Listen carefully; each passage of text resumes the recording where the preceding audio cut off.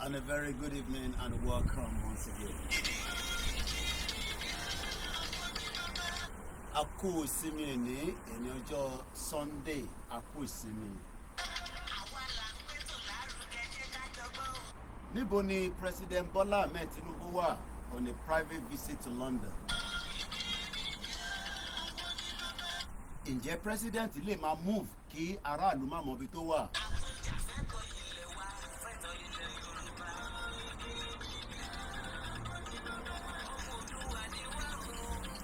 Kí ni bọ́jẹ̀tì local government ọ̀dọ̀ tiẹ̀, ǹjẹ́ ó lè sọ ti local government ẹ wà?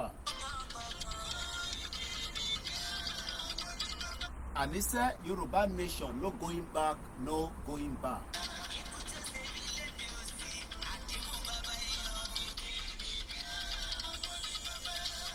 Àníṣe ǹjẹ́ Rishi Sunak lè travel out of UK kó má dágbére ibi tó ń lọ fún wa?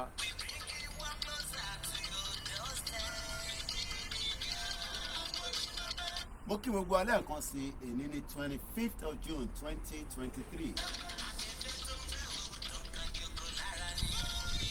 Afẹ́fẹ́ tó ń fẹ́ tó ń kan igi lára igi pọ̀ ládùúgbò mi níbí báyìí ó níṣẹ́ tó ń ṣe.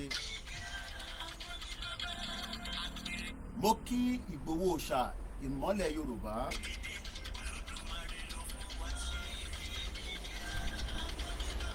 Màmá lọ bẹ́ẹ̀, màmá kí bàbá wa Oracle Professor Adébánjí Akíntóyè.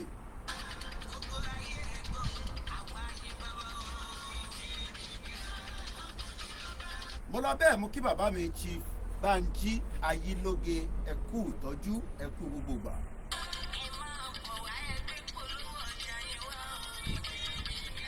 Mo lọ bẹ́ẹ̀ mú kí gbogbo àwọn bàbá àwọn ìyá tó ń ṣiṣẹ́ takuntakun pé kírin àjò Yorùbá nation kó lè ṣeé ṣe. Àní private visit tán ní Tinubu wá apá abo gangan ló wà ní London. Ìgbà wo ló ń padà sí Nàìjíríà? Ta ló wá pàdé gangan? Kí ni ìpàdé yẹn dá lé lórí?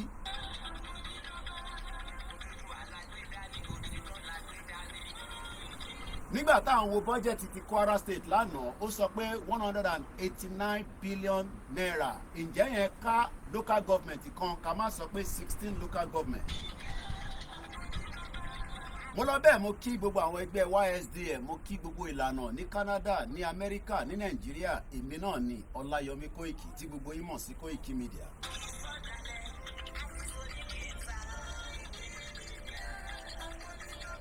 Mo kí gbogbo yín pé a kú ìsinmi èní. Wẹ́dà yẹn kọjá bẹ́ẹ̀. mo kí àwọn ìyàwó mi, bẹ́ẹ̀ ni mo kí àwọn ọmọ alálùbáríkà, mo kí ìyá tó bí mi lọ́mọ, mo kí gbogbo àwọn ẹgbẹ́ àsàlátù, mo kí gbogbo ẹ̀yin tí ẹ ti lọ chọ́ọ̀chì lénìí. Ṣé dáadáa ni ẹ bá ìsìn tí ẹ lọ ṣe lénìí? A máa ní àbọ̀rú o àbọ̀yè fáwọn tí tiwantiwa.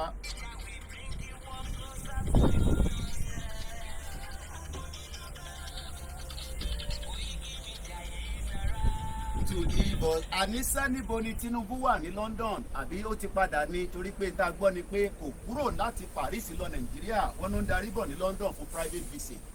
Afẹ́fẹ́ tó ń fẹ́ tó ń kangi lára.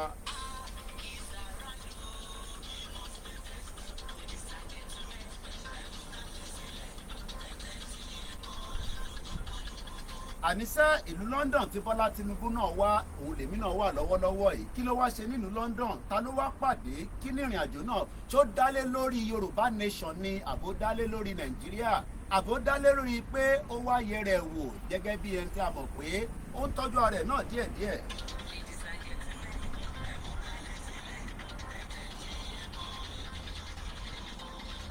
Àwọn kan ní Yorùbá nation ti kú, mo nírọ̀lẹ́ pàṣẹ. Yorùbá nation a ṣe bẹ̀rẹ̀ a ṣe wọ gear 3 ni, a ṣe lọ sí gear 5.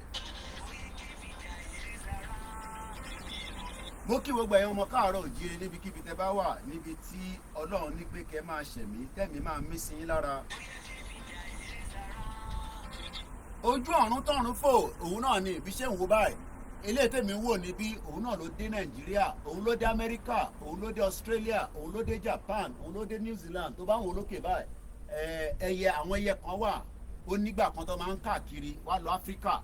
Tó bá kúrò láfíríkà, ẹyẹ kan ló ń fò yẹn, ẹyẹ àdàbà, ó máa ń káàkiri nítorí wọn. Wọ́n ń dúró sójú kan, wọ́n ń dúró sójú kan.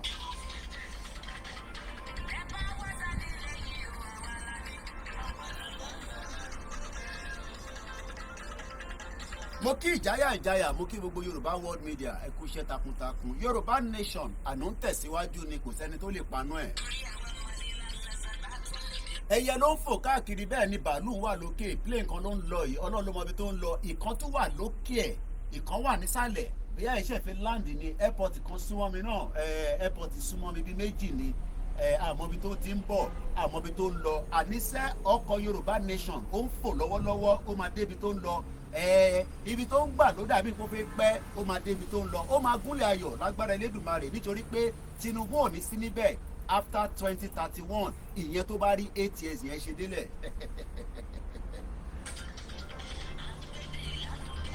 Mo gbọ́ Fẹ́mi Akínwùmí ní Paris, ó sọ̀rọ̀ tó dùn rẹpẹtẹ, ẹnu ẹ̀ dùn tọ̀tọ̀tọ̀tọ̀tọ̀tọ̀tọ̀tọ̀tọ̀. Ó ní gbogbo ohun tí Tinubu máa ṣe, ṣó máa rí ṣe ní 8 years.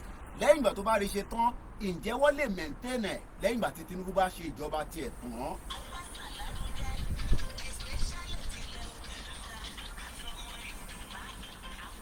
Ẹ̀yin náà máa gbẹ́ tí atẹ́gùn táwọn igi yẹn ó ń lọ báyìí, ó ń lọ báyìí.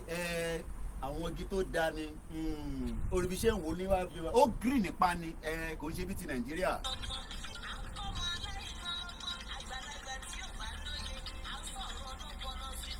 Mo kí ẹ ń bẹ̀ Àkàlàmàgò TV káàbọ̀ sórí ètò, níbi tí mo ti rọra jókòó pẹ̀lú mímí lẹ́gbẹ̀ẹ́ níbí báyìí pé ká tètè ṣe kílẹ̀ tó ṣú.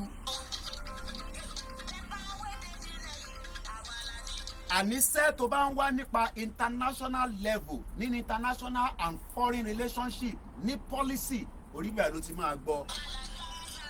Mo farabalẹ̀, mo gbọ́ ohun tí Akínwùmí, the president of African Development Bank, ó sọ̀rọ̀ tó pọ̀, ọ̀rọ̀ tó sọ, ọ̀rọ̀ tó ní làákàyè ni. Àníṣe ṣé Tinubu lè implement gbogbo ẹ̀ in 8 years? 4 years wọ́n ní máa dárúkọ. Bẹ́ẹ̀ni tèmi yàtọ̀ sí tiwọn, tàwọn yàtọ̀ sí tèmi, iṣẹ́ kan náà ni gbogbo àjọ ń ṣe. Àwa ìrìn àjò Yorùbá nation ni o. Àwa ń ṣe NTA wà ní Saudi Arabia, ó náà fẹ́ san pa fún wa, wọ́n tẹ ẹgbẹ́ wọn kan lọ sí Mecca, kí ló dé? Àṣà tèmi yàtọ̀, bẹ́ẹ̀mi ṣe máa ń ṣe yàtọ̀, kò sẹ́ni tó lè dánwò, tó bá dán wá dán tán. Ibi tẹ́mi bá fẹ́ lọ, ìwọ lè má lè débẹ̀ nítorí pé àyà mi kí dáadáa bíi ti Ìgbòho náà ni. Èdè tẹ́mi fi ń bá yín sọ̀rọ̀ ó yàtọ̀, nítorí pé Yorùbá mi lè má dán mọ́rán, àníṣe ní ti English ó dán mọ́rán dáadáa, kò sóyìnbó tí mo lè bá sọ̀rọ̀, kò sóyìnbó tí mo lè sọ. mo lè má ní PhD, mo lè má ní master, àná àwọn tó ní kí ló fi ń ṣe òun ìrìn àjò tá à ń sọ̀rọ̀ lé. Mo rí tó ń ṣe program kan lórí channels, ó ń sọ òyìnbó tàtàtàtàtàtà small scale business, kìíní kan business, wọ́n ń sọ gbogbo ẹ̀. Mo wá ń sọ síra mi lọ́kàn pé àwọn olóbùkún indẹ́tí ń sọ láti 1999 kò ní development kankan tó ṣe fún ọmọ Yorùbá kankan àbáwọn ọmọ Igbo àbáwọn Hausa. Ẹni bá wo channels television, mo ní ẹ̀yẹn fílẹ̀ fẹ́ mẹ́yẹ́ kí mi bá ń lọ máa snoop around. Snoop Doggy ẹ̀rílẹ̀. Ta ló rántí Snoop? Snoop Doggy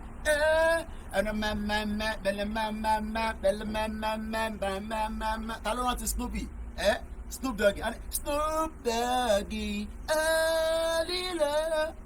Àwọn olóòbùkún bọ́ ṣe máa ní Victoria Island lọ́ ti ṣe pàdé ẹ̀ lẹ́nìí lórí channels television.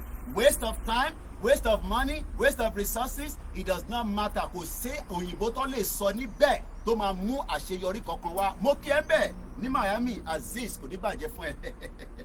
A ṣe fẹ́ wọnú agbami ètò ní ẹ káàbọ̀ sórí ètò lẹ́ẹ̀kan sí i. Ẹ mú ìdílé nǹkan. Àwọn kan ní ẹ fìdílé nǹkan, bóun ẹ̀ kó má fìdílé nǹkan kan tó bá ti ṣubú wá dìde náà ni. Ẹ já wa gba sí anthem wa ká tó máa tẹ̀síwájú torí pé ìyẹn gangan ni ìrìn àjò tiwa.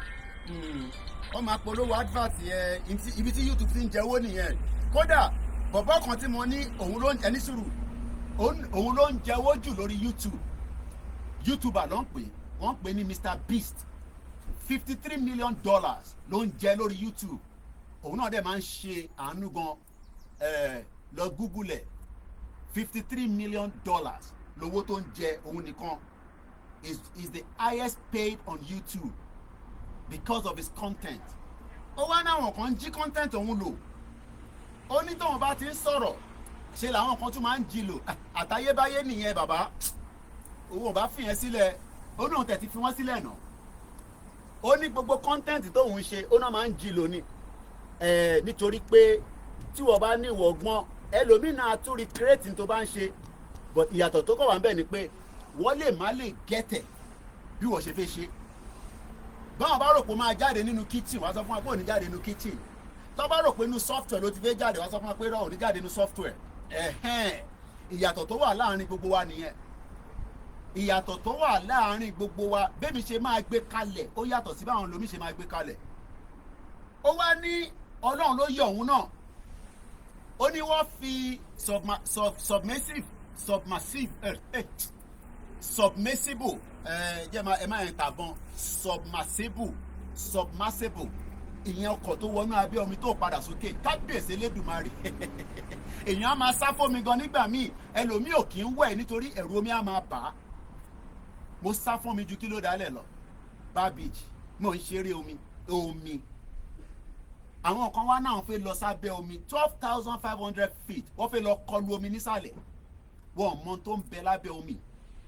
Àǹjọ̀nú ń bẹ ibi tó bá mọ̀ dé ni nǹkan ń bẹ lágbàáyé tó ń fò káàkiri tó ní rí wọ́n wà lẹ́gbẹ̀ẹ́ mi báyìí. Nǹkan ń bẹ àwọn oníṣètùtù àwọn lọ based on science.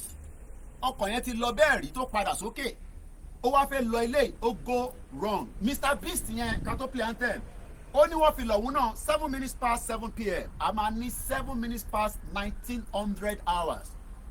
Àwa máa ń lo 24 hours clock. Ó ní wọ́n fi lọ̀hún náà pé ṣóun náà níṣó kóun náà lọ sábẹ́ omi.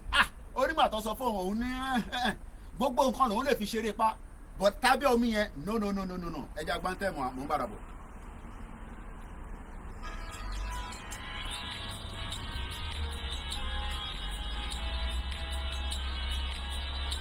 Iṣẹ́ wà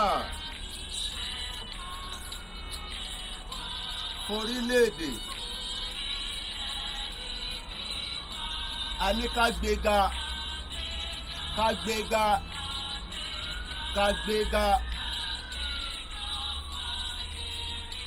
ìgbàgbọ́ bí a ti bí ẹrú ẹ máa jẹ́ ká máa tẹ̀síwájú. Tó bá ti ní ó sú wa fún Yorùbá nation ní pé tọ́ a sì ń ṣiṣẹ́ lọ náà ni. Ó lè dọ̀la ó lè dọ̀túnla ó lè di next year ìgbàkigbà tó bá dé adébá gbogbo wa náà ni. Tá a bá wá fi ìṣọ̀kan ṣe a máa dìlé ìjọ́nù yẹn. Àwọn nǹkan ọ̀fẹ́ ìṣọ̀kan yẹn báwa ṣe ń tẹ̀síwájú àwọn kan fà sẹ́yìn nítorí pé wọ́n náà fẹ́ Nàìjíríà, wọ́n ní Tinubu máa ṣe. Tinubu wà ní London ní sí, kò sẹ́ni kankan tó mọ ibi tó wà, ìyẹn odindi president. Ẹ̀yin ọmọ dúdú ẹ̀ dìde.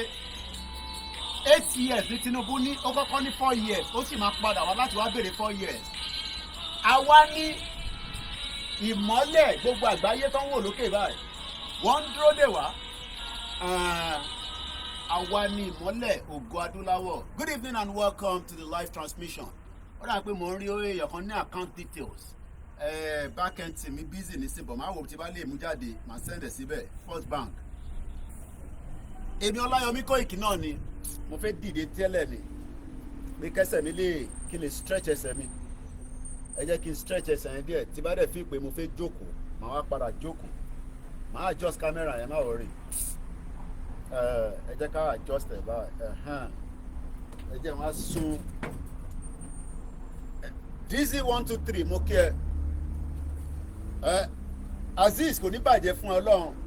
Shout out to you man, all the way Miami. Mo bá wa kí ẹ. Ẹni bá ní mo ní wá sí Amẹ́ríkà, òun ni mo ní bá kí n tó kúrò London. Wọ́n ní mo ní wọ Nàìjíríà, mo bá gbéra ní 2021. Àyàwó àyàn já pé kí ni bàbá yìí wá ṣe nílé pẹ̀lú gbogbo ariwo tó ti ń pa nílùú London. Mo ní bẹ́ẹ̀ ni. Mo pariwo torí pé ariwo tó wà constructive lèmi pa. Kò yẹ nísìn. Àwa sójà kékeré 1 2 3 4 àwa sójà kékeré. Tó bá tẹ̀lé pé aṣọ ìlọ́run fún àwọn mo tẹ̀ ní láti dárúkọ wọn, ó ti yé yín. Wàláì kọ́ gbélé débẹ̀. Kí ló ń ṣẹlẹ̀? Anywhere tí bá wọ̀ ní Nàìjíríà báyìí, bàbá yìí ti dé oníwàhálà.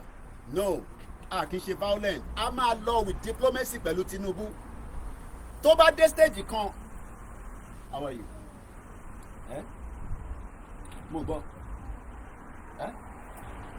My phone. Okay, ṣé pé mo ṣì ní spare phone kan ọmọ Oòduà. Thank you. How are you? I love you. N tẹ̀wọ̀n kí mo ṣì ní spare phone kan. Àwa sójà kékeré 1 2 3 go. Ẹ wá lọ rán aṣọ intersport fáwọn ọmọ ọlọ́mọ. Mad people all over the place. Kẹ́tẹ̀ sọ fún wa pé irú eléyìí lẹ fẹ́ ká bá yín rà ká sẹ́ndẹ̀ sí ilé. Ẹ wá lọ rán aṣọ intersport. Torí pé mo gbé logo mi lé lórí. Torí pé press. Àwọn ọjọ́ kan wà, àwọn reportage kan wà tí àwọn máa ṣe bígbà tó bá lọ sí Russia. Ìyá mi Teresa, attention fẹ́yìn. Attention. Ó yẹ pèsè fún mi, ó yẹ pèsè bí ìyá yẹn mo fi dárúkọ gbogbo wọn wà relevant. Ó yẹ pèsè, ta ló máa pèsè fún mi? 1 2 3 go. Chest out. Chest in. Breathe out. Breathe in.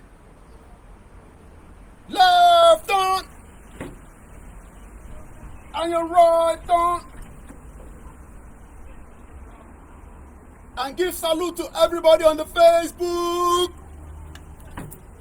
Give salute to everybody on the Instagram.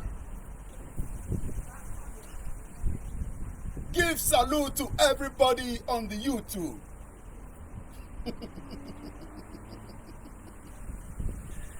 Everybody salute to go fún mi ní love.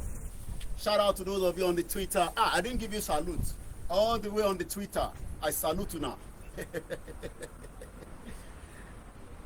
This one is for Professor Oraku Adebanji Akintoye. Attention, Baba. We love you. We stand with you, Gidigba. When you call the media, you call us. Press, anytime. We educate the people. We tell them about Yoruba Nation. And we do like this. We listen and wait for instruction. If you don't wait for instruction, you'll be in problem. We are not fighting the government. Nah. Tinubu wà ní London. The President of the Federal Republic of Nigeria is in London. But nobody knows where in London. All we were told is that Tinubu flew to London and that's all. Secret meeting. Tinubu came for a secret meeting.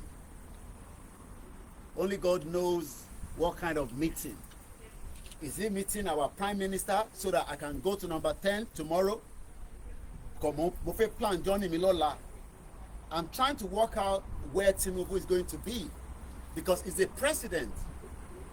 And president is not meant to be hiding for his citizen.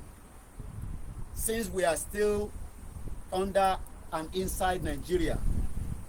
Ẹ má wọrí Yami Basira, America ti máa wá wàláì, mo gbọ́dọ̀ tọ́ tí ìbá tẹ̀lé lọ sí gbogbo state, mo gbọ́dọ̀ dé state márùn-ún. Bó bá jẹ́ pé màá máa wọ night bus, ẹ kọ́ máa pàdé mi láwọn páàkì kan tí gbogbo á máa ṣe fàájì.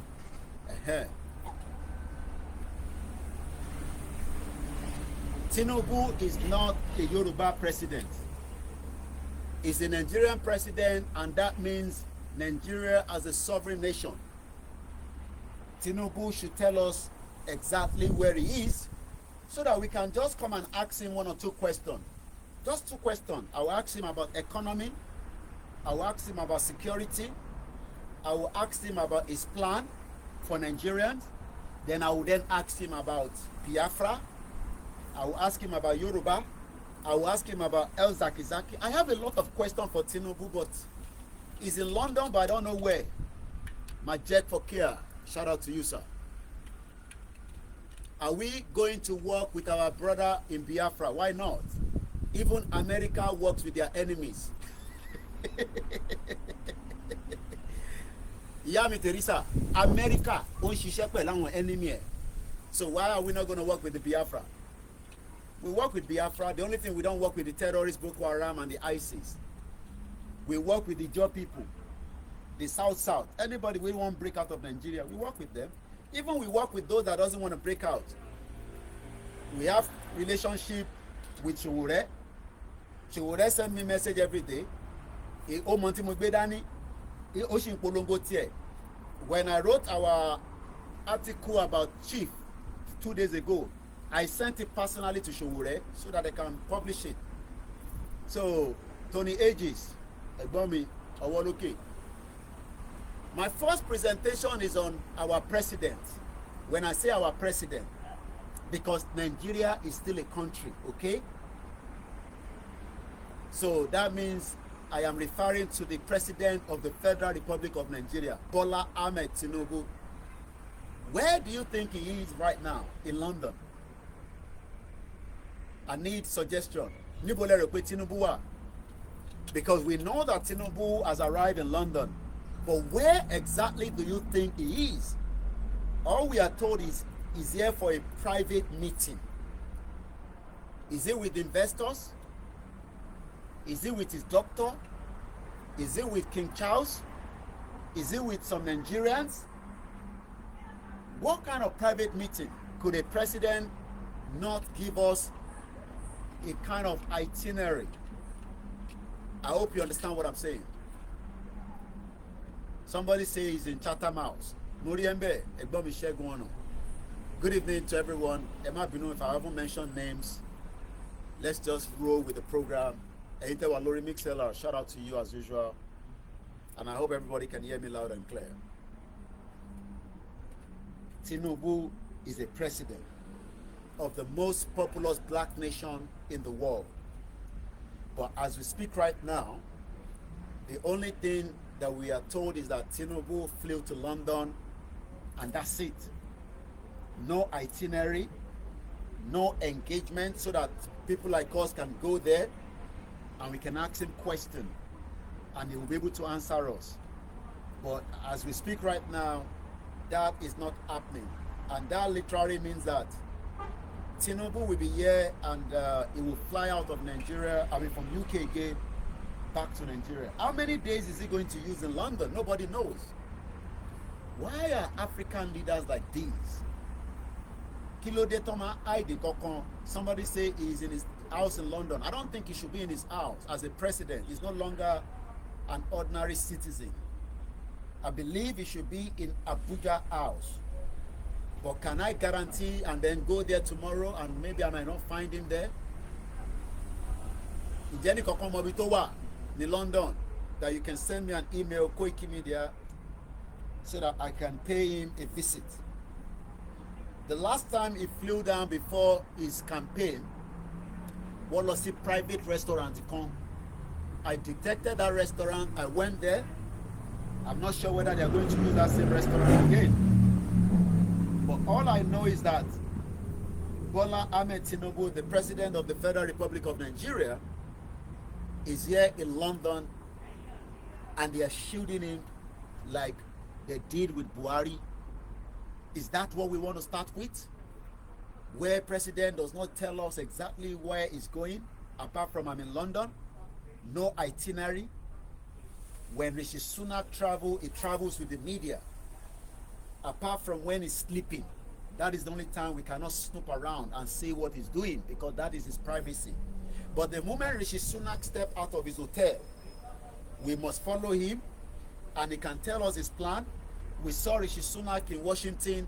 He went for American ball, American football. So why is our own different?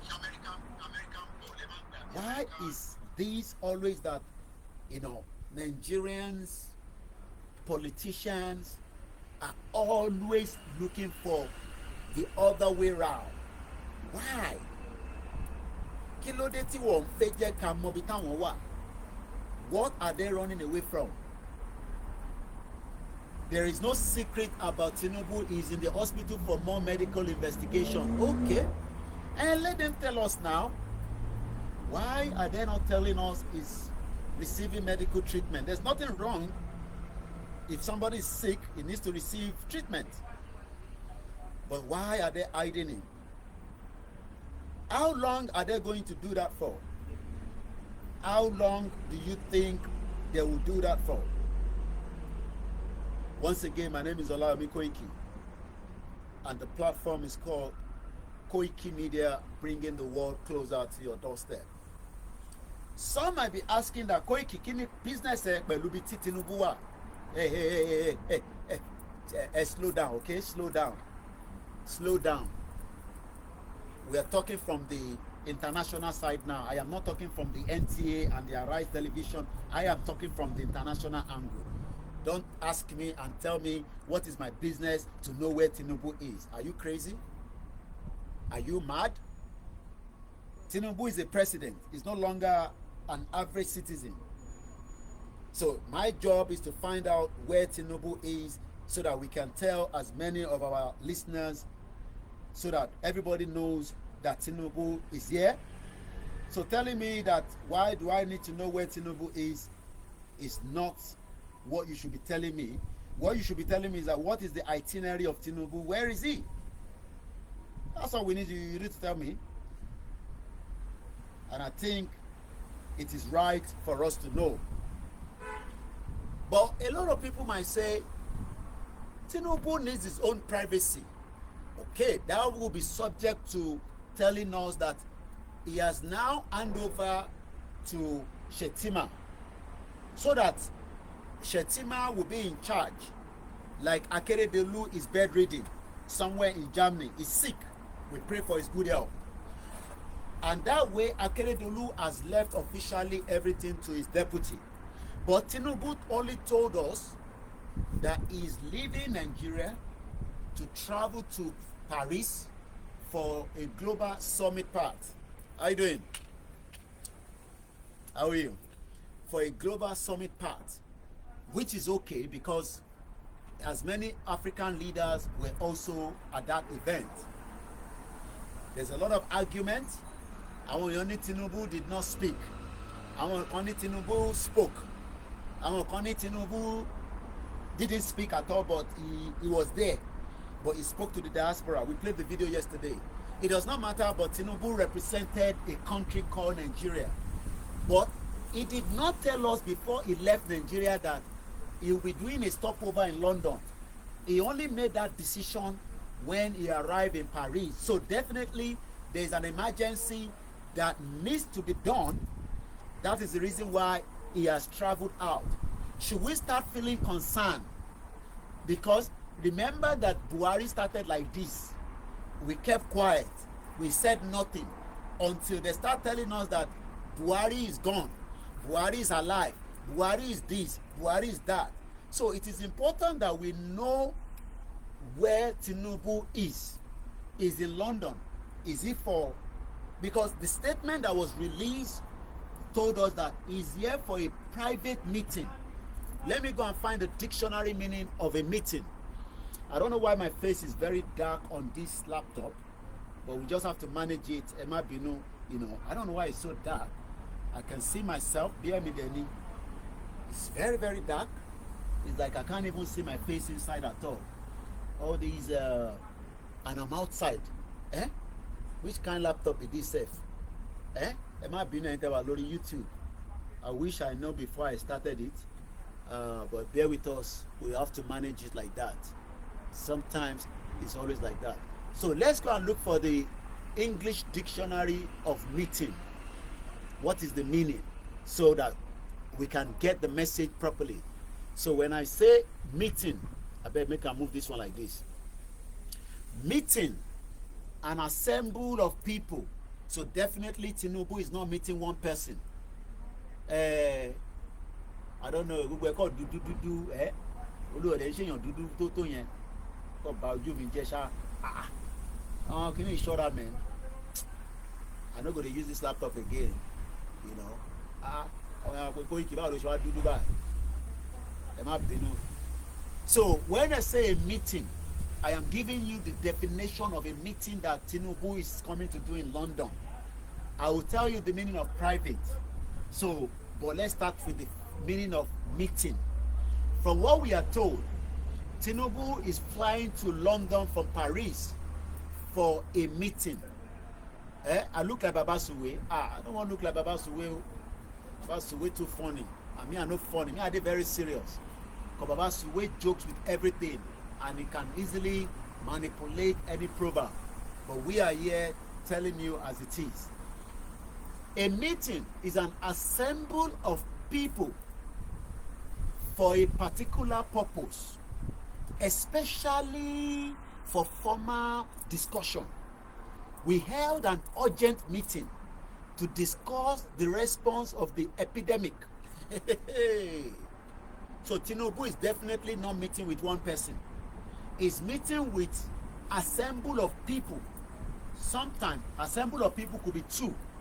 It could be 3. Thank you so much, Easy Dollar, for the coffee boat that you've just sent to us. Thank you so much. Now, let's go and find the meaning of private. Private. Tabani, private. What is the meaning of private? Or let's say private meeting. Private meeting means a meeting that may involve external parties, but is not open to the public and can only be attended by invitation from the unit holding the meeting. So now we understand what Tinubu is coming to do. He doesn't want to extend as many of us, but it could be for the good of Nigeria, and it could be good for his own purpose. But the only difference is that he has not also specified if that meeting is got to do with Nigeria, whether they are selling Nigeria out, whether they are going to open Nigeria, or is it for Nigerians to be able to get visa to UK. It could be anything. No? It could be for the advantage of Nigeria. What do you think? Kilero. Kilero. No, Kilero. Kilero. Ẹ sọ fún mi. Kilero. Kilero. Ẹ sọ fún mi now. Kilero sí. Do you think that the meeting is for the purpose of serious relationship that will open the doors between Nigeria and UK?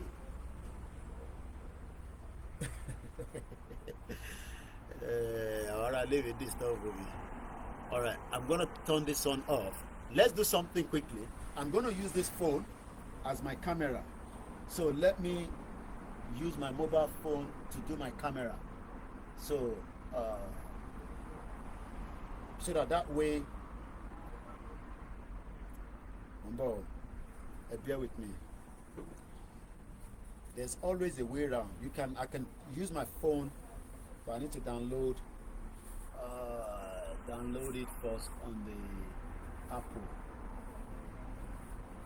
so XSplit mo ti download ẹ̀ rí mo tún delete ẹ̀ náà ni máa ń delete ẹ̀ XSplit yeah webcam yeah open ó tẹ̀ wá ń bẹ̀ so come back here use the new camera accept yà wá so màá láti gbé báyìí kí ló dé wá fún dẹ ó dà pé máa better báyìí so my camera should be a little bit much better now yeah so I think we should be much better go clear ju ti tẹ́lẹ̀ lọ because I am using my phone now as my camera so let me see show any changes wa show ó better there I think it should be a little bit better okay ẹ ti join Telegram okay thank you so much I share link Telegram yẹn náà síta so we're gonna start working on it so bí ṣe ń sọ lọ now that we have a bit of understanding of private meeting my question back to Yonkan mo kí bàbá mi ẹ ṣé gan ni sir in tí mo wá fẹ́ mọ̀ nísìn ni pé nígbà tí a ti get the understanding a ti ní better understanding in tí Bola Ahmed Tinubu the president of the Federal Republic clip tí mo fi mú kíní yẹn ló jábọ́ so mo like bó ṣe ń fẹ́ but let me just spin it a little bit lẹ́lẹ́ ló máa fẹ́ ni láṣẹ ìdùnnú rẹ̀ lẹ́lẹ́ ló máa fẹ́ so let's go hold there for now. àbọ̀rọ̀ mòye yín ní sẹ́yìn yan mi ìbéèrè tí à ń bá lọ bá ṣe ń bá ọ̀rọ̀ wa lọ òun ni pé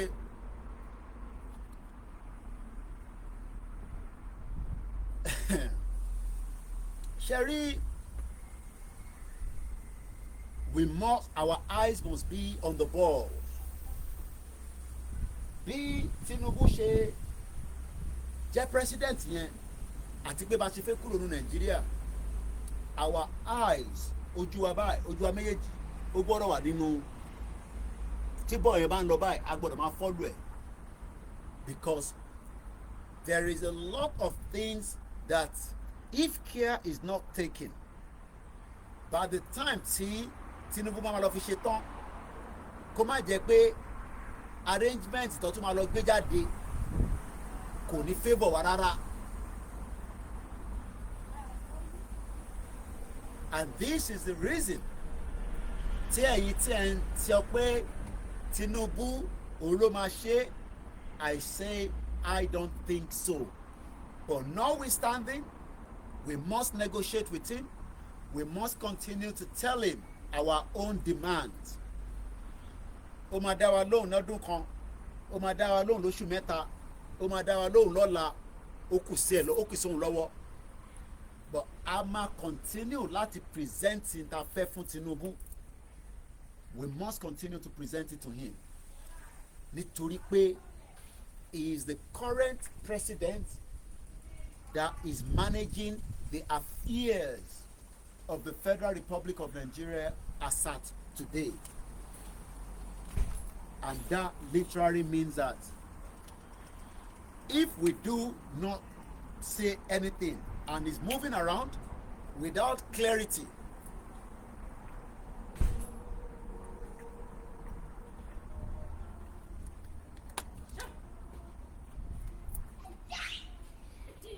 if we don't ask, it's good that it's moving, but ṣé mọ̀ pé àwa wà very skeptical about this country tẹ́lẹ̀. Buhari lo London as his base for 8 years. London ni Buhari fi ṣe base ẹ̀. Nigeria was just where he was operating. If Tinubu, from his first outing as a president, is now having a private meeting without any details, there's nothing wrong because it's classified. America does that. All these they do different things that are classified. But ìbéèrè mi ni pé UK gangan ni gbogbo wa sọ fún la mọ̀ pé òun ló create entity tí bàbá Awólọ́wọ̀ pè ní mere geographical location. Should we be concerned or should we just overlook it? It doesn't matter. It's not a big deal. If Tinubu decide to use London as his own private base, could the meeting has to do with something?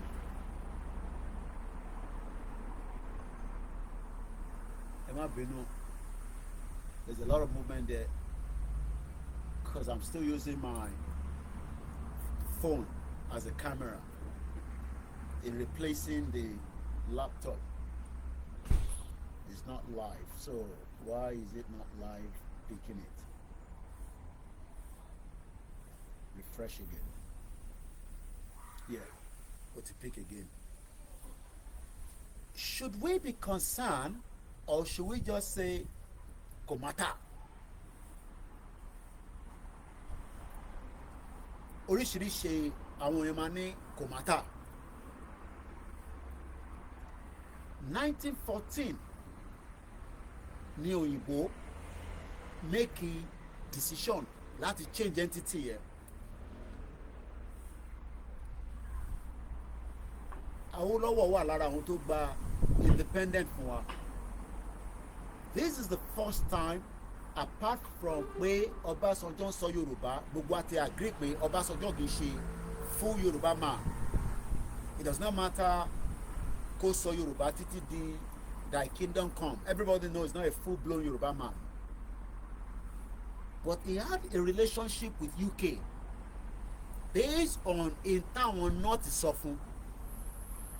Irú relationship wo ni Bọ́lá Tinubu máa ní pẹ̀lú àwọn British government,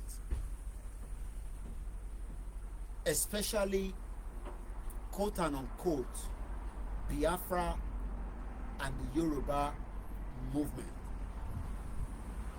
Tẹ́bá ní UK were aware of what we are doing ètùtù ẹ̀dànù.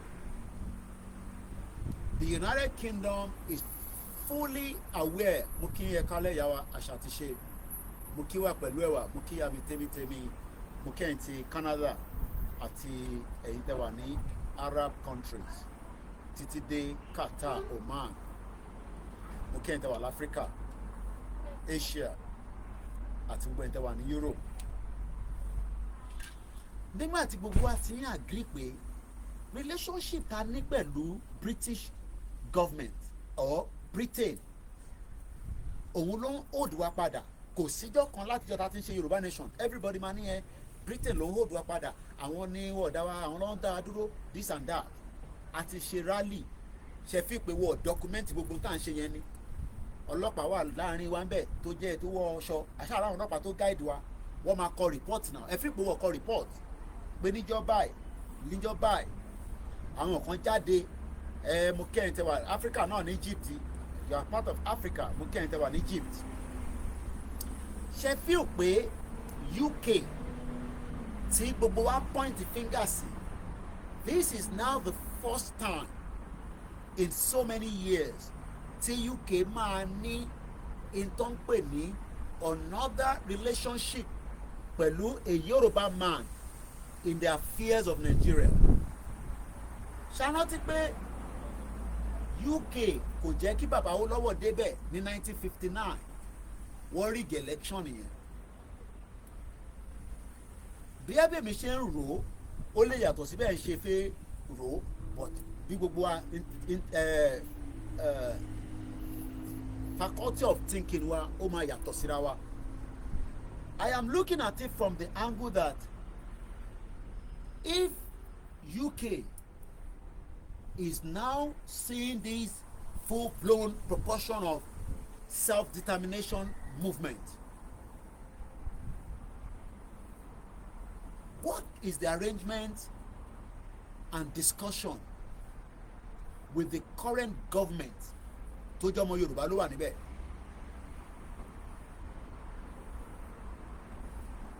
Ẹ máa bá mi ká lọ. The UK is a very smart, intelligent country. Wọ́n ní intelligentsia gan. They are not ready to allow us to go. Does not mean that they will be putting that on the table. I mean, Tinubu about London, as far as we're concerned. So it's just I'm just generalizing it now. But I am looking from year 1, year 2, year 3. Tó bá máa fi di year 3, campaign máa tún jáde. Ìgbà ìbò gbàgbàgbàgbàgbàgbàgbà. But ṣé mọ̀ pé Shettima ló host the British High Commissioner ní Nigeria while Tinubu was outside the country. Bí ẹ̀yin ò tí follow gbọ́ news yẹn, ẹ ti gbọ́ ní bíbá. Ẹ farabalẹ̀ kẹ́ gbọ́ mi lẹ́ẹ̀kan sí. While Tinubu was in Paris, àwọn British wọ́n lè wait kí Tinubu dé láti ṣèpàdé pẹ̀lú ẹ̀. Shettima lọ bá, which there's nothing wrong because òun ló wà in charge, òun ló dilé mú.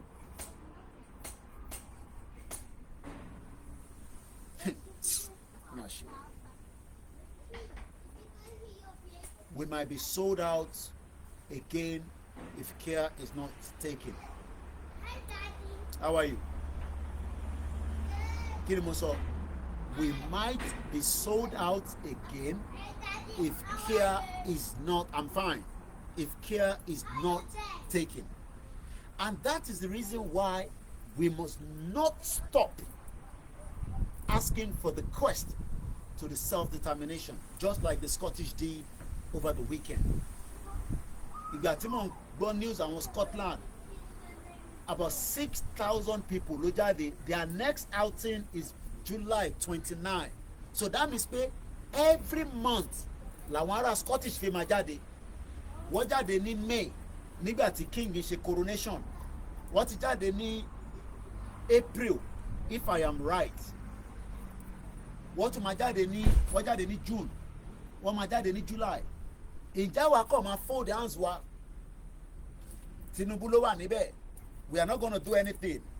But àwa máa kọ̀ máa sọ̀rọ̀ lórí social media. While we don't even know the arrangement, because àti gbọ́ nísìnyí pé wá fún private meeting. This private meeting could be anything from holding us backwards or just making an extension of maybe do your own government yo. Má ti gbéjọba sílẹ̀ fún àwọn Yoruba nation o. Má gbéjọba lẹ̀ fún Biafra o. Just do your own bí àṣà ọ̀rẹ́ wa, do your own thing. I'm not mentioning her name because she's not even worth putting on my platform again. And I'm still going to do a full program on her because she's looking for a soft landing. Kò dẹ̀ rírí yẹn. Gbogbo jàgbàjàgbà tó sọ jáde lẹ́nu yẹn. She's not illiterate because the word illiterate means that ẹni tó lè sọ èdè míì. But she's just a fool at fault. But tí ẹ̀yẹn máa ń padà wá bá later. Ǹjẹ́ ẹ farabalẹ̀ kẹ́ gbọ́ mi tí mo sọ? Tí British bá ń sọ fún Tinubu pé àwọn Biafra fẹ́ lọ. Àwọn Biafra fẹ́ lọ. Let me say this first. Biafra ni British kọ́kọ́ bẹ̀rù jù, kò bẹ̀rù àwa rárá. Bóun yìí kẹ́ sọ anything dọ̀la. Britain ò bẹ̀rù àwa rárá, wọ́n bẹ̀rù Biafra. Màá dẹ̀ sọ̀tí fún yín. Ṣé mọ̀ pé Biafra ò bá lọ tán tí kò bá ń ṣe pé Britain ní fún Nigerian government ní backup lọ fi jàjà 3 years ọdún mẹ́ta. It was not an easy. It does not matter. Ẹ jẹ́ ká jókòó padà. It does not matter. I'm gonna bring the camera back.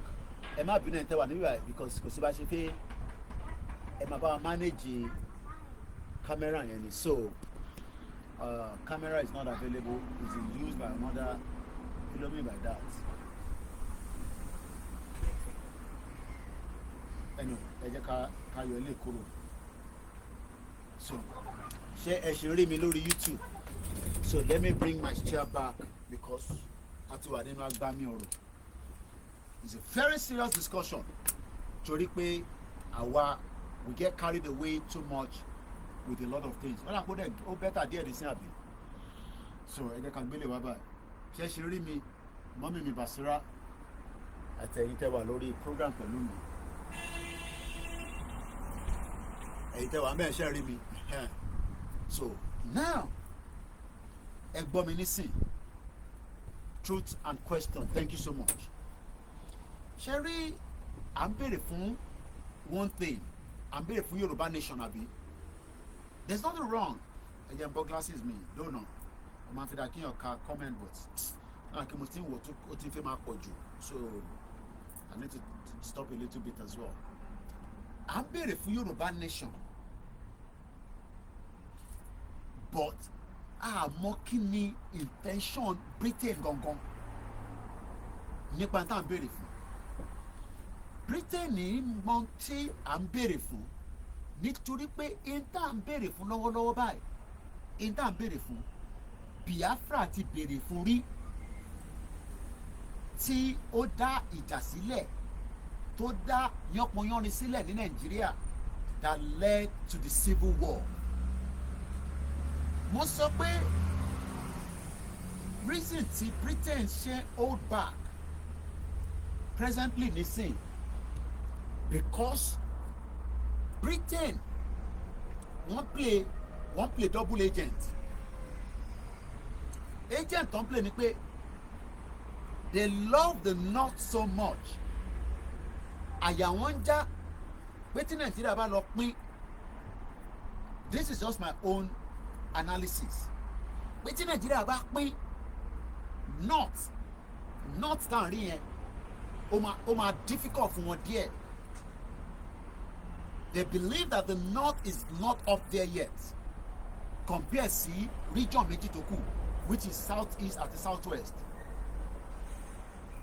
So Britain is going to want a Nigeria that can just be reformed.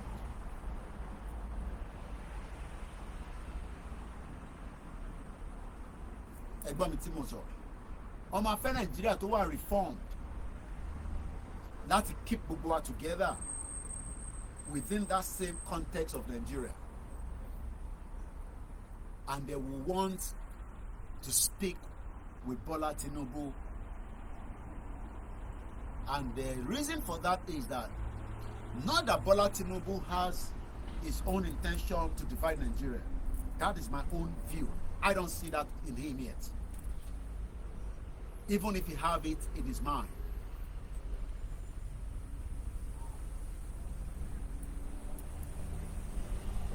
Within the next 4 years of this government,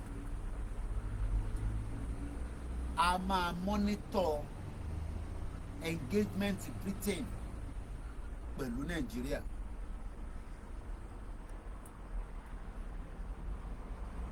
Nigeria is really going through a lot of problem. I'm not talking about economic problem. I am talking about the nationality problem that has now erupted again. Because what erupted in 1967, if we are going to not allow that to happen again, everybody will come on the round table with Bola Tinubu. What they mọ̀ pé probability wà pé Tinubu might want to give a bit of 10% of such. But Britain is not ready for the breakup of Nigeria. In Tawamashi, I don't know yet, but I am still telling you within the context of Ilutemiwai, Belu Nigeria, based on intertirinism.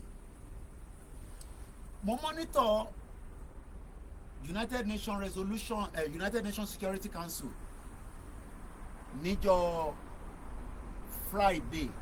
Ó rà pé mo post Sky News, mo follow ẹ̀ díẹ̀. UAE ọ̀dọ̀ yín níbẹ̀ àwọn ni wọ́n host òun ni president àṣà àtìgbà tó ṣe ń jọ Friday yẹn. The world is facing a lot of turmoil, it's unbalanced. There's a lot happening. The last thing that want to happen now is pé kí Nàìjíríà náà tún ṣe kí ni kó tún kó sínú wàhálà. So ìtàn máa fẹ́ ṣe ni pé wọ́n fẹ́ slow down the breakup of Nigeria. Sherry, there is no way Nigeria is not going to break. But the British Empire, the British system does not want it to break within the next 20 years. Fact, the British would not want Nigeria to break within the next 20 years. And it's got to do with a lot of factors. And when I say 20 years, that 20 years have started with Bola Ahmed Tinubu inside. Britain more Nigeria man law.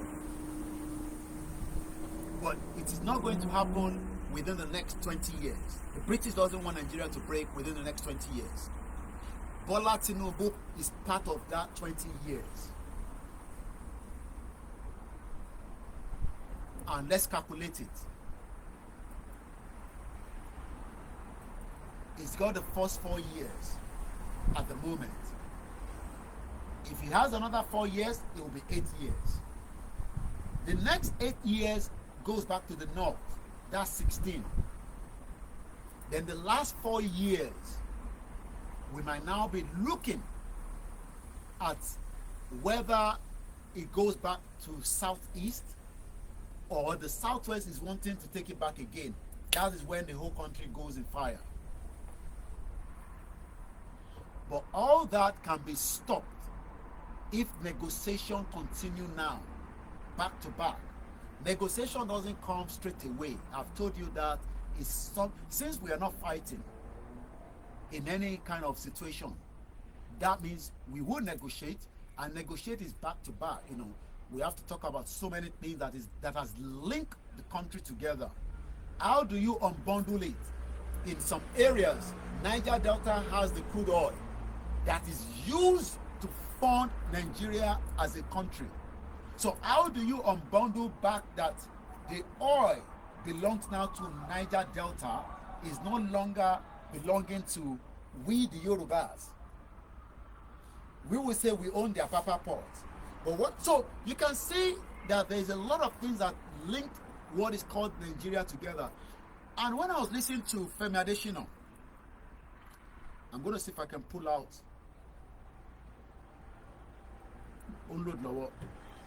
what Femi Adesina was saying. In Paris, they have good plans according to what he said. Tinubu wants to do this, Tinubu wants to do that, he's going to do this, he's going to do that. Number one, Tinubu doesn't have the money to do any jack shit. There's no money anywhere in Nigeria. I'm talking about it is dry. Nigeria is dry. Anywhere. There's no money. So Tinubu needs money from African Development Bank, Exim Bank, the Arabs. He needs at least nothing less than maybe 10,000 investors to pump money into Nigeria so that they can stabilize Nigeria to some extent. There may be another 8 years. But the question is, part of this, skimchi meeting that he's starting to do now, is it for his own reason? Is it for his own capacity? British High Commissioner saw, and I'll see if I can open that at the visit of the British High Commission to Nigeria, British High Commission visit to Aso Rock. In everything they say, there's a code inside every conversation. Shetima met with the British High Commissioner in Abuja. I'm going to have to wear my glasses so that I can be able to read that. Let's read what discussion they had. The Vice President, Kashima Shettima, has met with the British High Commissioner to Nigeria, Richard Montgomery, at the State House in Abuja. Why they did not wait for Tinubu to come back, I don't know. But there's nothing wrong. It's just a courtesy call. They will still have to visit Tinubu at some point.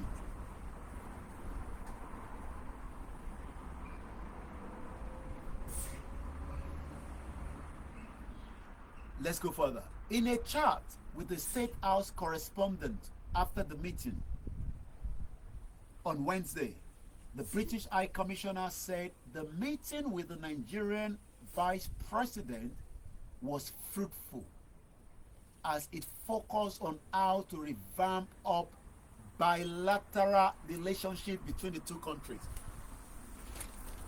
Do you know that word bilateral, let's go and look for the full meaning of bilateral.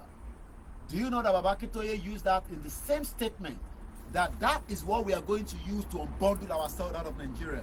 But let's go and find out the meaning of bilateral. Let's go to the English dictionary. So when we say bilateral, one more time, bilateral, having or relating two sides, affecting both sides, involving two parties, especially countries.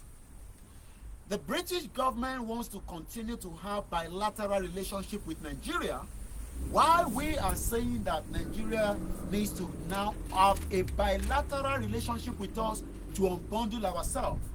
Let me tell you exactly where Baba Akintoye stated that in our letter to President Bola Ahmed Tinubu, the President of the Federal Republic of Nigeria. So, that was stated just under page 6. That's if you print it out. It's page 1 to 7. That's for those of you that print it out. So let's go into it. When people ask me, Koiki, then also you can also use it in an example like this. It means affecting both the right and the left side of the body. This is my left side. This is my right. What is an example of something bilateral? Some people are asking that on Google. So let's read that out. What is an example of something that is bilateral? Any sales agreement is an example of a bilateral contract. A car buyer may agree to pay the seller a certain amount of money in exchange for the title of the car. The seller agrees, deliver the car title in exchange for a specific sales. So when we now say bilateral between countries, so bilateral between countries, what does it mean? So it literally means that bilateralism is the conduct of a political, economic, or cultural relation between two sovereign states. Do you know that Yoruba is a sovereign state, but the only difference is we don't have that. We have the territory. I need the geographical territory, but we don't have the government in place. Rather than having a Yoruba sovereignty, we have in Nigeria sovereignty, but under Nigeria, we now have Yoruba politicians operating on our behalf in Abuja and on the state level and the local government level. But what we are demanding for, out of Nigeria, is that sovereignty. It's not to hear that Bola Tinubu is a Nigerian president, but he speaks Yoruba very well. No, we don't want that. It's not that we want Sanwo-Olu is in Lagos State, is celebrating his birthday, today with Gbajabi Amila. They are celebrating their birthday today. They are Yoruba. They are representing us for under a sovereignty of Nigeria. They are not representing us as a sovereignty nation. That is the two different. So we are a sovereign nation that we want. We want to have our own sovereignty. We don't want to stand under this fraudulent system that was put together by the British government that is not going to allow Nigeria to break in the next 20 years if we do not push for this self-determination. And somebody was saying there, Mr. Toby, I picked up your comment. You say the North is far better and richer than the South. It is just that the North are practicing a feudal system where they purposely deny the North quality education and impoverish them to turn Northern. So what you are saying to me now is, as it stands right now, the North is better than the South. I'll leave that for other people, to comment on that. Now, let's come back again. I've given you the meaning, but I didn't finish it. So, bilateralism is the conduct of a political, economic, cultural relationship between two sovereign states, which is what the British government continuity wants between Nigeria and British. And that is why at the time that they were asking the British High Commissioner, Dr. Richard, what was your discussion with the Vice President? He went further to say that the Nigerian Vice President was a fruitful. And when they say something is fruitful, fruit man do. Fruit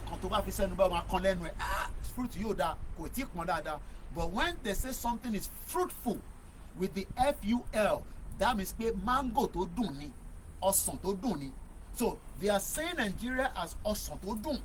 Talk about a continue relationship here, but once a relationship like one low, what we need bilateral relationship between the two countries, particularly in the area of boosting economic engagement. The British government needs that economic engagement to continue.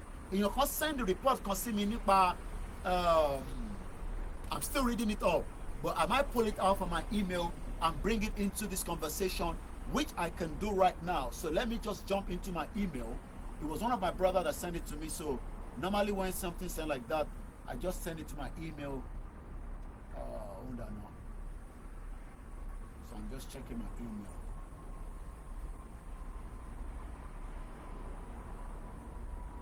You should forward it to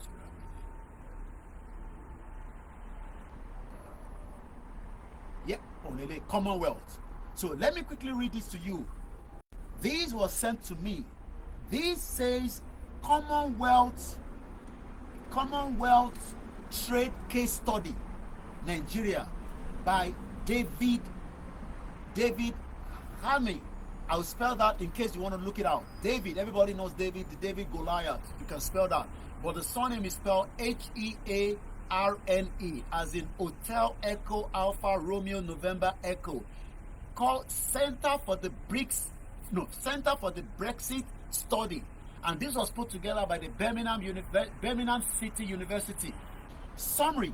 So I will not go through everything. I'll just read the summary and the overview. Summary.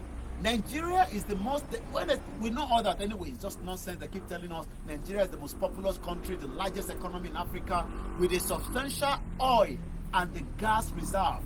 Additional mentioned the gas during his conversation with either NTA in Paris, because they are now looking at converting gas to fertilizer.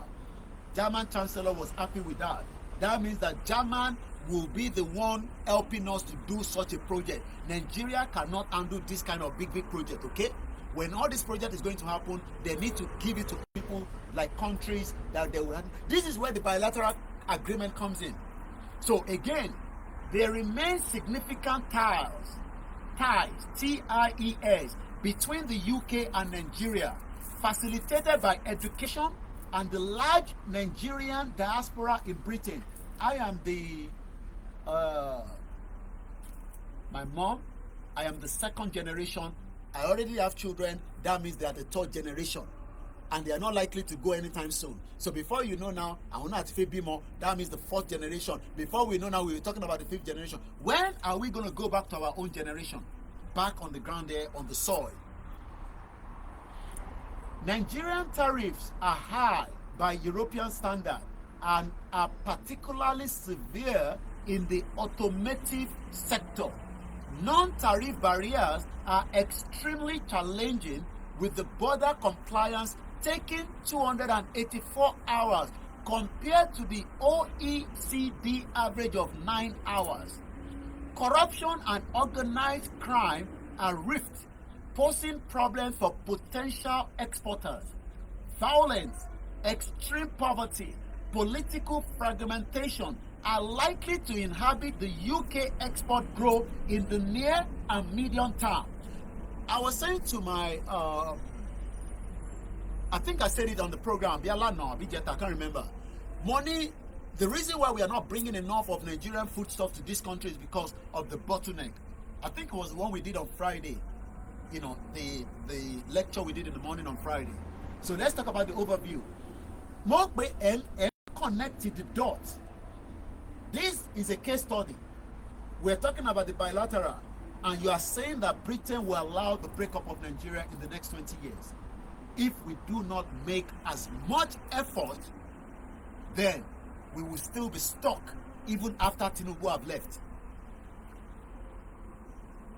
Even by the time Tinubu mama feel up, we will still be stuck in Nigeria if we do not make all the effort now while Tinubu is in power. Because Tinubu is giving, is not giving the hope, but he's still a little bit much fairer than having a Fulani Buhari that was there. But that will be subject to if we make use of it. If we do not make use of it, that is the final straw. Even those that do not support the Yoruba nation, they will feel the brunt of it. So let's talk about the overview. Then I'll go back again to the meeting between the UK and Nigeria, and then we come back again to London, where Tinubu is holding a private meeting. A private meeting with who? Who is he having this private meeting with? Are there few people, 3 people? Do you know that 3 people, do you know that one person make the decision that is affecting us today? Talo make a decision to affect gbogbo alẹ́ ní nísìn. Mo kí ya mi gbé mi lékè. Talo make a decision tí gbogbo wa fi ń pariwo lẹ́ni pé ìlú yìí ò gbádùn. Who made that decision and what year? Who made that decision? Decision tí gbogbo wa fi ń sọ pé lẹ́ni àfẹ́ Nàìjíríà mọ̀. It was just one person that made that decision, Lugard. But Lugard did not make that decision on his own. Lugard had a meeting, a private meeting between certain set of people. There could be 3, there could be 4. Is Tinubu having meeting that will keep us in Nigeria for the next 20 years, the next 30 years? I don't know. But I hope he's not doing anything stupid like Lugard has done on our lives already. Lugard is missing. We are still trying to resolve it. Lord Lugard, he was given a lord here in UK. He was the governor administrator in Nigeria. In January 1st, 1914, he changed what used to be known as a Yoruba kingdom. It actually changed it to what we now call the Nigeria that we are calling today. So when those of you that are saying, good evening to you, my beautiful wife, when we now look at people that say, hey, let's keep this Nigeria. No, you are keeping this Nigeria based on a private meeting. Was that meeting held in Lugard House? I took it down there before. Because Lugard lived in that house, it's not there anymore, but his flag is still there. But information told me that Lugard was living there. Meeting here, meeting of changing Nigeria would not have taken as many people. It was just few set of people that sat together and they gave Lugard the information to go and carry it out. And Lugard announced that as from today, there will be no more Yoruba kingdom, there will be no more Eastern kingdom, Hausa kingdom. Every single one of you now will put you together and you will be called one entity project called Nigeria, that the British government will continue to have bilateral relationship up till 1914. And the British government were very smart. They never gave us independence even after they amalgamate Nigeria. So after so many decades, láti tún wá request for a self-determination. After tí wọ́n lock gbogbo wa together under this entity called Nigeria, it now took up to 1960 to get independent. So literally, they were still sucking us like mosquito. One give gbogbo wa jẹ. So for more than 40 years, eba misari calculate 1914 to 1960. What is the difference? Anytime mamas, let me drink the water. Mokima Baba Yonka.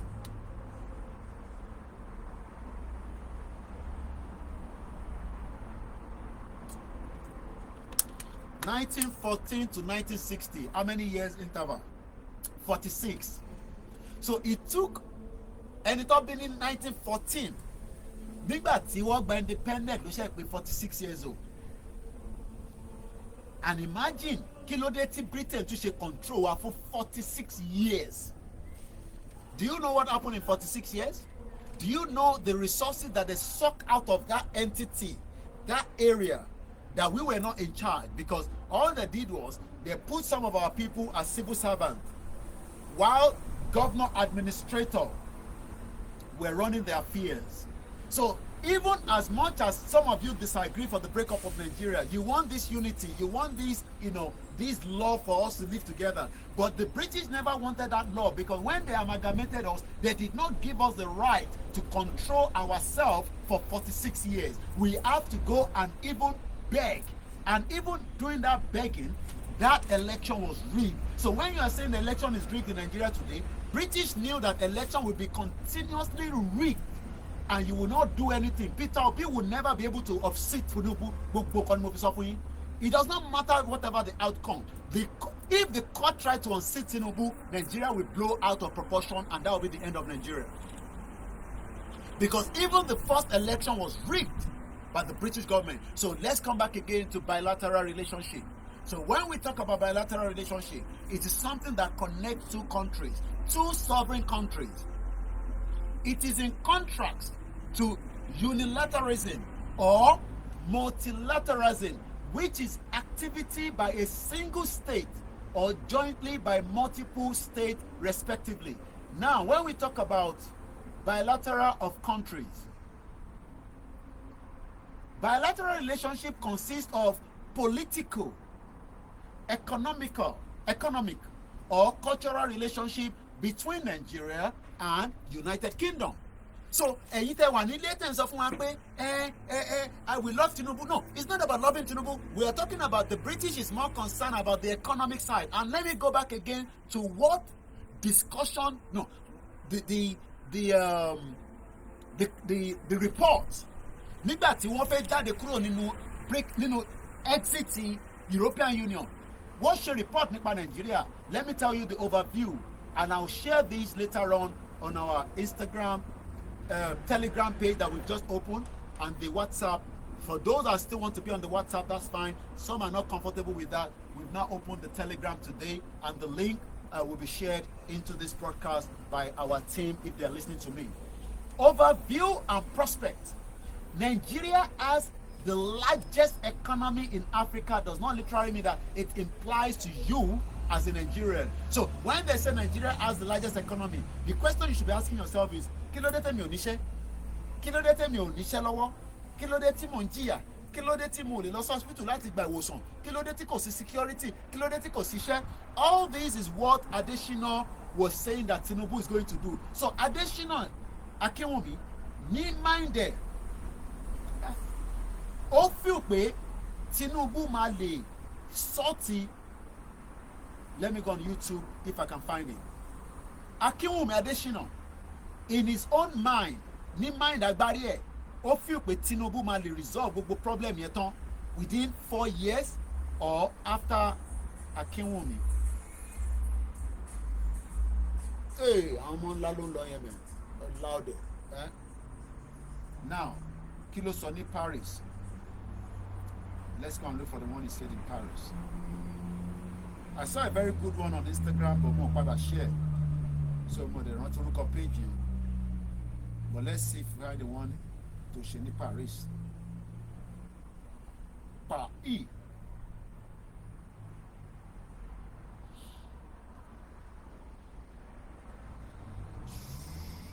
Ó dà pé Twitter ni mo ti fẹ́. Twitter máa ń wà relevant. Gbogbo tó ti ṣe tẹ́lẹ̀ lélẹ̀ ìlú wa. Ẹ já lọ sórí Twitter. Mo kí gbogbo alẹ́ nǹkan sí pé ẹ kúrọ̀lẹ́ ẹ káàbọ̀ sórí. À ń sọ̀rọ̀ nípa Tinubu in London is private engagement. Ẹ máa rántí pé àwọn few ló change in Nigeria. So private meeting tó ń ṣe tẹ́ ẹ̀ mọ̀ tó wà lábẹ́ you are gone already. Ẹ bá wà careful. Okay, that's it. Ẹ farabalẹ̀ jẹ́ ká jọ gbọ́.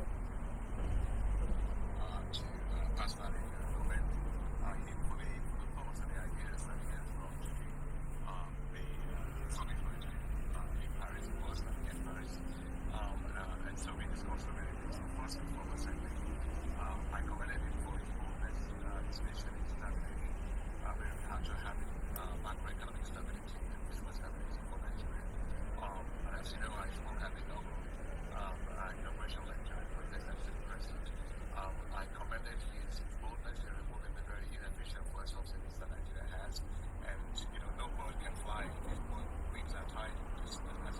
hope you can hear it bit by bit. I think the whole issue of correcting the exchange rate distortions that Nigeria has will also free up the access to forex and also make Nigeria's currency much more competitive in terms of export competitiveness in the things and materials. All those are right signals that the president is sending with investors like the international community likes to also attract an amount of investment into Nigeria. I discussed with His Excellency the President about a couple of things. First of course is agriculture, to see what we can do to support the government with regard to the Mr. President's vision in agriculture. We discussed about special agriculture. Let's pause it a little bit.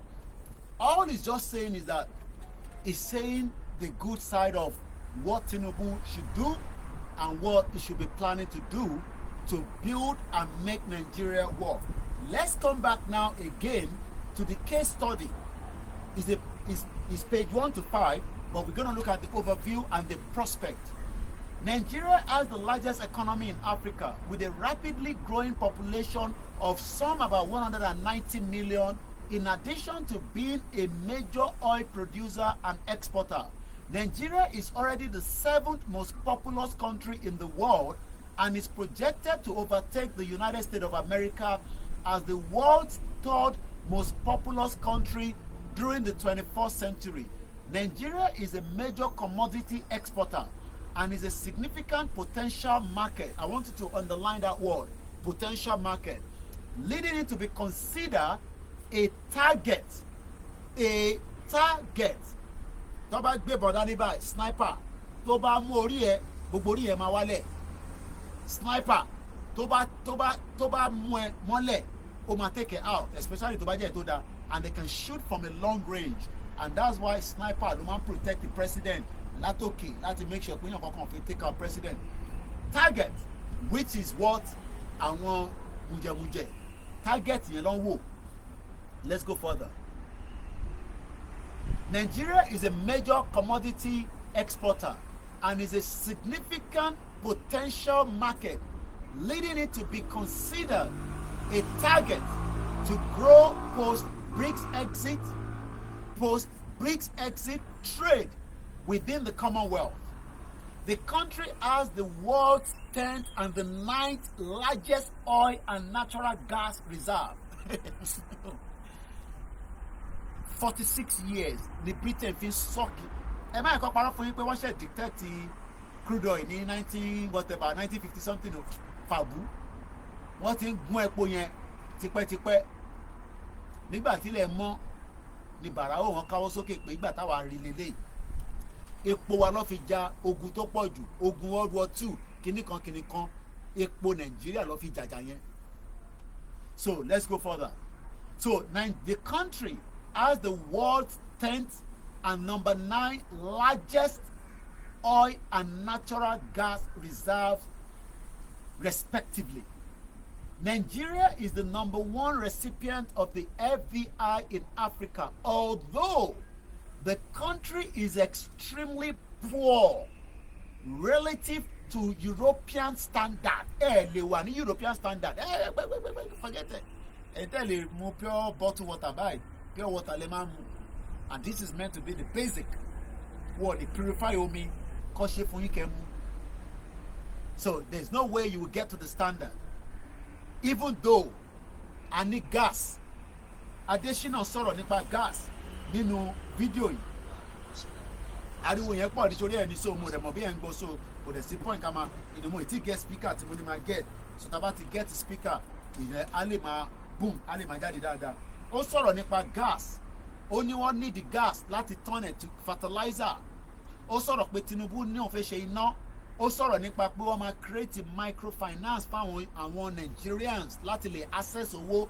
He talked about a lot of great things, but those great things, even quote and unquote, even if Tinubu wants to push those things into perspective, is it going to last after Tinubu has left? Because we know, before I move to our local government, torí mo fẹ́ sọ̀rọ̀ nípa àwọn local government wa, based on the projection of your budget, because we looked at the Kwara State budget yesterday, the budget is not even up to 200 billion naira. local government can need the 200 billion here if you are going to get to the standard a little bit of something that people can have a better life. But Nigerians love to be deceived. Or you love to listen to when they are doing presentation, and then the statistician come and talk on Shewan Kimbaloye and all these. All these are rhetorics. It is not going to be materialized, okay? I know you don't want to hear that. It does not matter how you listen to all these rhetorics. It is never going to be materialized. It's as simple as that. So let's go back. Now that we know that Nigeria is number 9, number 10, it has a lot of oil and natural gas, and those areas that own this gas, and those areas that own this crude oil, go and see the environmental damage that they've done to those areas, especially the Niger Delta. Is that not the reason why Abacha killed Kensaruwiwa, the environmental, that was fighting for the people? So the job people have never enjoyed the crude oil, even though, you know, sometimes they open their tap, crude oil can come out. But in reality, no Nigerians enjoy anything, because Nigeria was never built to make you survive. You are the one surviving for yourself. Nigeria as a country is not providing to make you to survive. So you have to go and survive, whether through whatever means.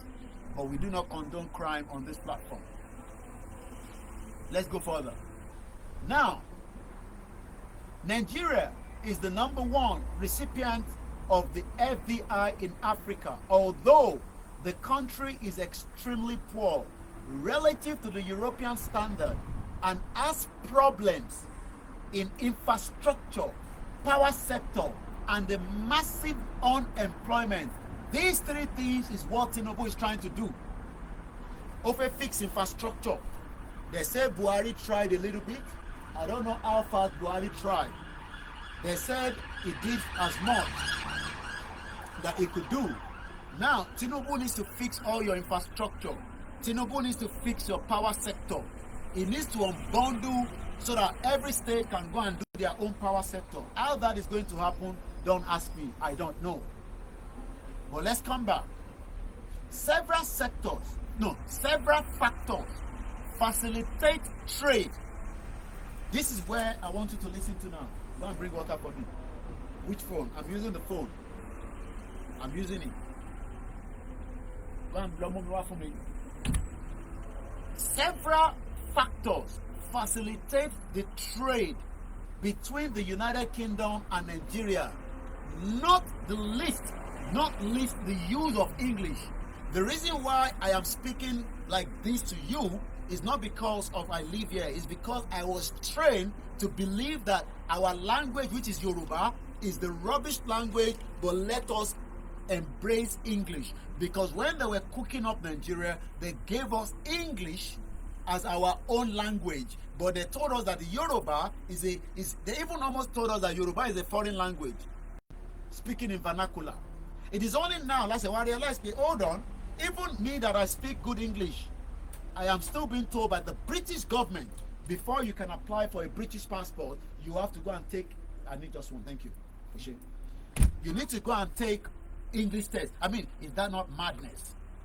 If you want to come and school in England, because I cannot say London, you can school anywhere within England, Wales, or Scotland. It's 3 different, areas. London is just where I live, but we call it England. You would go and do exam in English. I mean, does that make sense? It doesn't make sense. So I hope maybe that's part of what Tinubu is discussing. That, hey, we cannot be telling our people that wants to come and school here to go and do English test, when literally we are English-speaking country, for God's sake. I speak better than people from this East Bloc area that are coming to UK. They speak no English, but they are allowed to come to this country, and they are far better than me and you.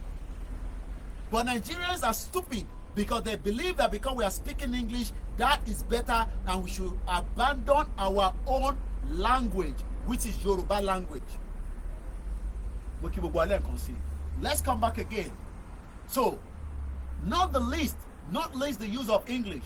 Additionally, The UK is the home to a substantial Nigerian diaspora and the ongoing educational links, most notably at the higher education level, where Nigerians are the third largest group of overseas students in the UK, continue to strengthen the ties between Nigerian. There's nothing called Nigerian again. You can see that until we break it down.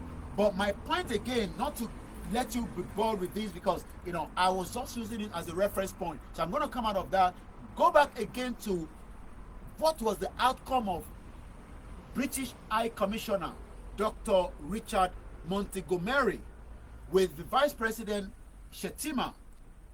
Is about bilateral relationship. And I said I was going to ask you, I was going to go back to page 6. More by way, this is what Baba Akintoye said if we are going to unbundle ourselves from Nigeria.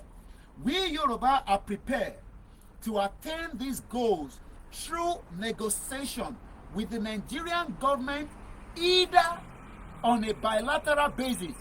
What does that mean? Now that I've given you the understanding of bilateral,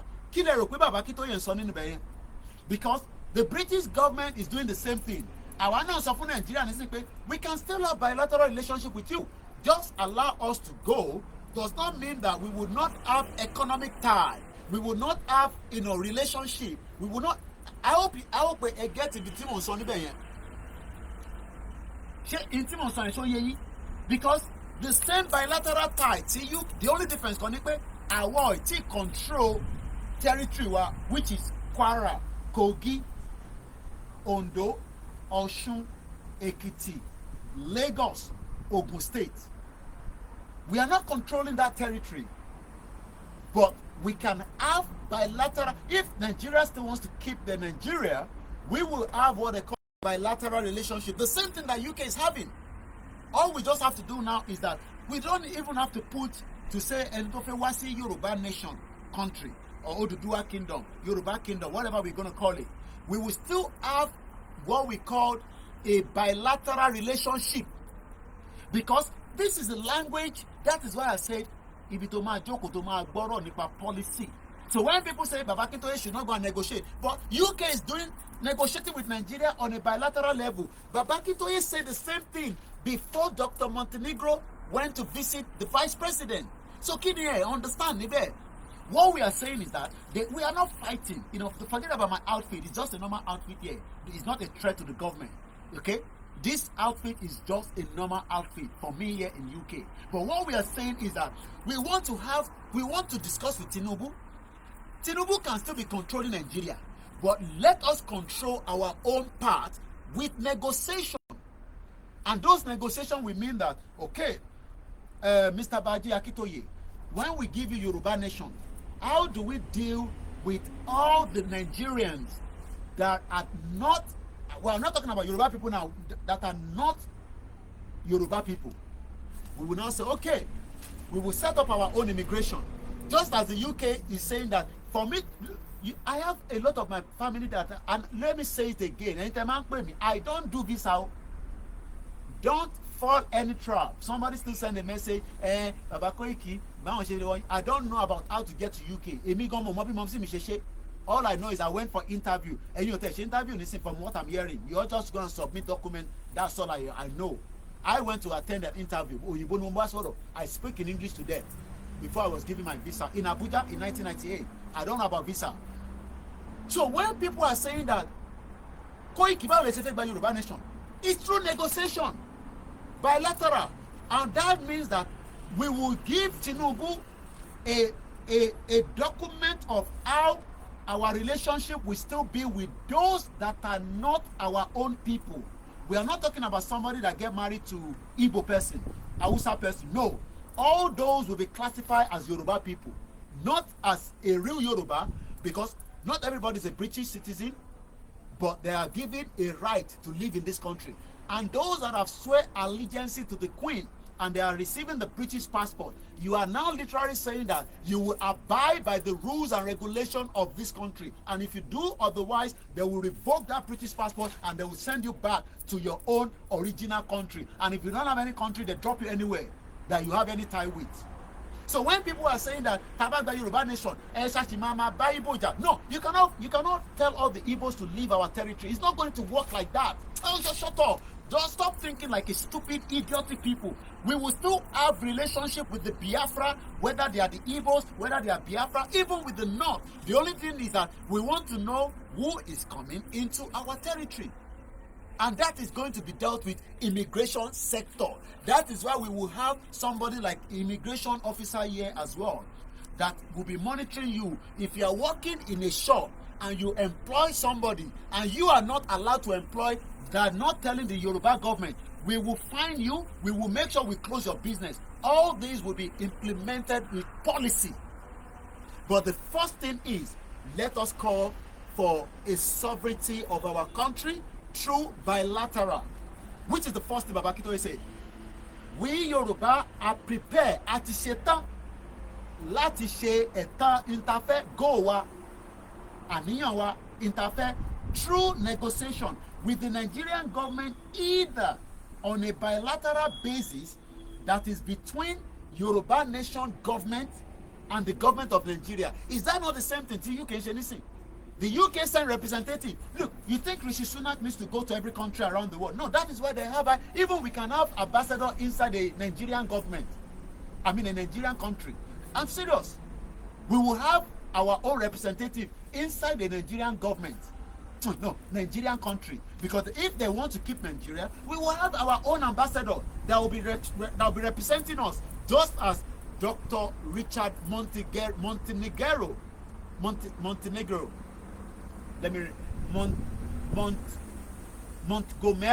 Montgomery is the one representing Rishi Sunak, my own prime minister. Rishi Sunak doesn't need to be in Nigeria. That is why he has a representative. Ìdí tá a ṣe ń sọ fún yín pé negotiation ni ló máa pọ̀ jù. But should we be concerned pẹ̀lú ìgbésẹ̀ tí Tinubu náà máa gbé? Because if Tinubu is making steps, because àárín nǹkan tó ń ṣe, we cannot see everything. Look, kò sí bẹ́ẹ̀ ṣe fẹ́ snoop around. Díẹ̀díẹ̀ ló kọ́ máa yọ ni. We might not know everything Tinubu is doing. But tó bá lọ tà wá padà ńkọ́? Tó bá sign agreement pẹ̀lú British government pé okay, kíjọba òun lè settle, òun ò ní jẹ́ kí Nàìjíríà pín nísìn, òun á ṣèjọba tòun tán, òun á dẹ̀ gbé sílẹ̀, káwúsá náà ṣe tiẹ̀ ọdún mẹ́jọ, kí àwa rí bí Ìgbò máa ṣe ọdún mẹ́rin, káwá pín Nàìjíríà. Nobody knows. So let's go further. Baba Akintoye went further to say that is between Yoruba nation representative and the Nigerian government, or on a multilateral basis that brings all the most of the constituent stakeholders. There's a lot of different stakeholders in Nigeria, and each of these stakeholders has their own reason why they don't want Nigeria to break. But if we want to break away from Nigeria, we need to give them assurance. Dangote does not want Nigeria to break if he cannot get assurance from the Yoruba government that his investment will be protected. That is the reality of life. Forget it. If not, Dangote too will destroy Nigeria. And when I say destroy Nigeria, it will destroy the Yoruba land, because he cannot put a $19 billion project and you are asking for Yoruba nation and you cannot give him guarantee that his project will still remain where it is. It's the normal thing in life. But they go to talk. They are stakeholders in Nigeria. Different stakeholders, oríṣiríṣi stakeholders ló wà. Stakeholders míì wà, ìtàn ṣe ni pé bó ṣe máa keep Nigeria. Stakeholders míì wà, bó ṣe máa jẹ́ kí Nigeria kó lọ. But if the stakeholders are ready to listen to us, whether they are foreign stakeholders, they are local stakeholders like the African stakeholders, remember that we still have African countries that do not want Nigeria to break, because Nigeria làwọn náà ti survive. But we can guarantee them that if Nigeria breaks, whatever relationship you have with Nigeria, we might not go in accordance with that relationship, but we will rewrite a new policy where we can start a new bilateral relationship. Okay, ṣé náà ní Nigeria fún yín tẹ́lẹ̀? Kódà, we will see if we can do that for you based on this new tariff. And this is how things work in reality. That is if we don't go through goes on the M1. If we go through the M1, all these things I'm talking about is out of the table, but it will still come back at some point after there is a fight for 3 years like the civil war in the Biafra. So all these people that are saying that the Biafra cannot do anything, Yoruba cannot do anything, is because you are still looking at it from the perspective of a non-violent movement, which we are still operating. But the moment it goes out of that area, then it would take 3 years maximum. But since Tinubu is there, why should we go and fight him when we can come on the round table and discuss as we want to break away from Nigeria? And it's not a must to remain in Nigeria, just as the British have also said they do not want to remain in the European Union. Some say yes, some say no, but the yes have it. So let's go back to the Montgomery said the British ministers are responding positively to the policies of President Bola Tinubu. Maybe that's why Tinubu flew back to London from Paris. He couldn't wait. He just wanted to meet some people. Private meeting. So kò fẹ́ padà sí Nigeria, ó fẹ́ wá star red so that kó lè kó gbogbo ẹ̀ papọ̀. There's nothing wrong in that. But in reality, we don't know what Tinubu is doing with Nigeria as a country, where we have indigenous people that are sitting inside. So if you think that Nigeria is not going to break, it will break, but it needs a lot of understanding between the stakeholders, the indigenous people, because Dangote is not going to allow you to just break away and then his investment gets stuck $19 billion. We know that Nigerian guaranteed that loan for him, but Dangote did not own all the money. And I know that because I have someone that worked inside that project and told me a lot. And I don't have to go into details. I'm talking about lawyers that sat on round table.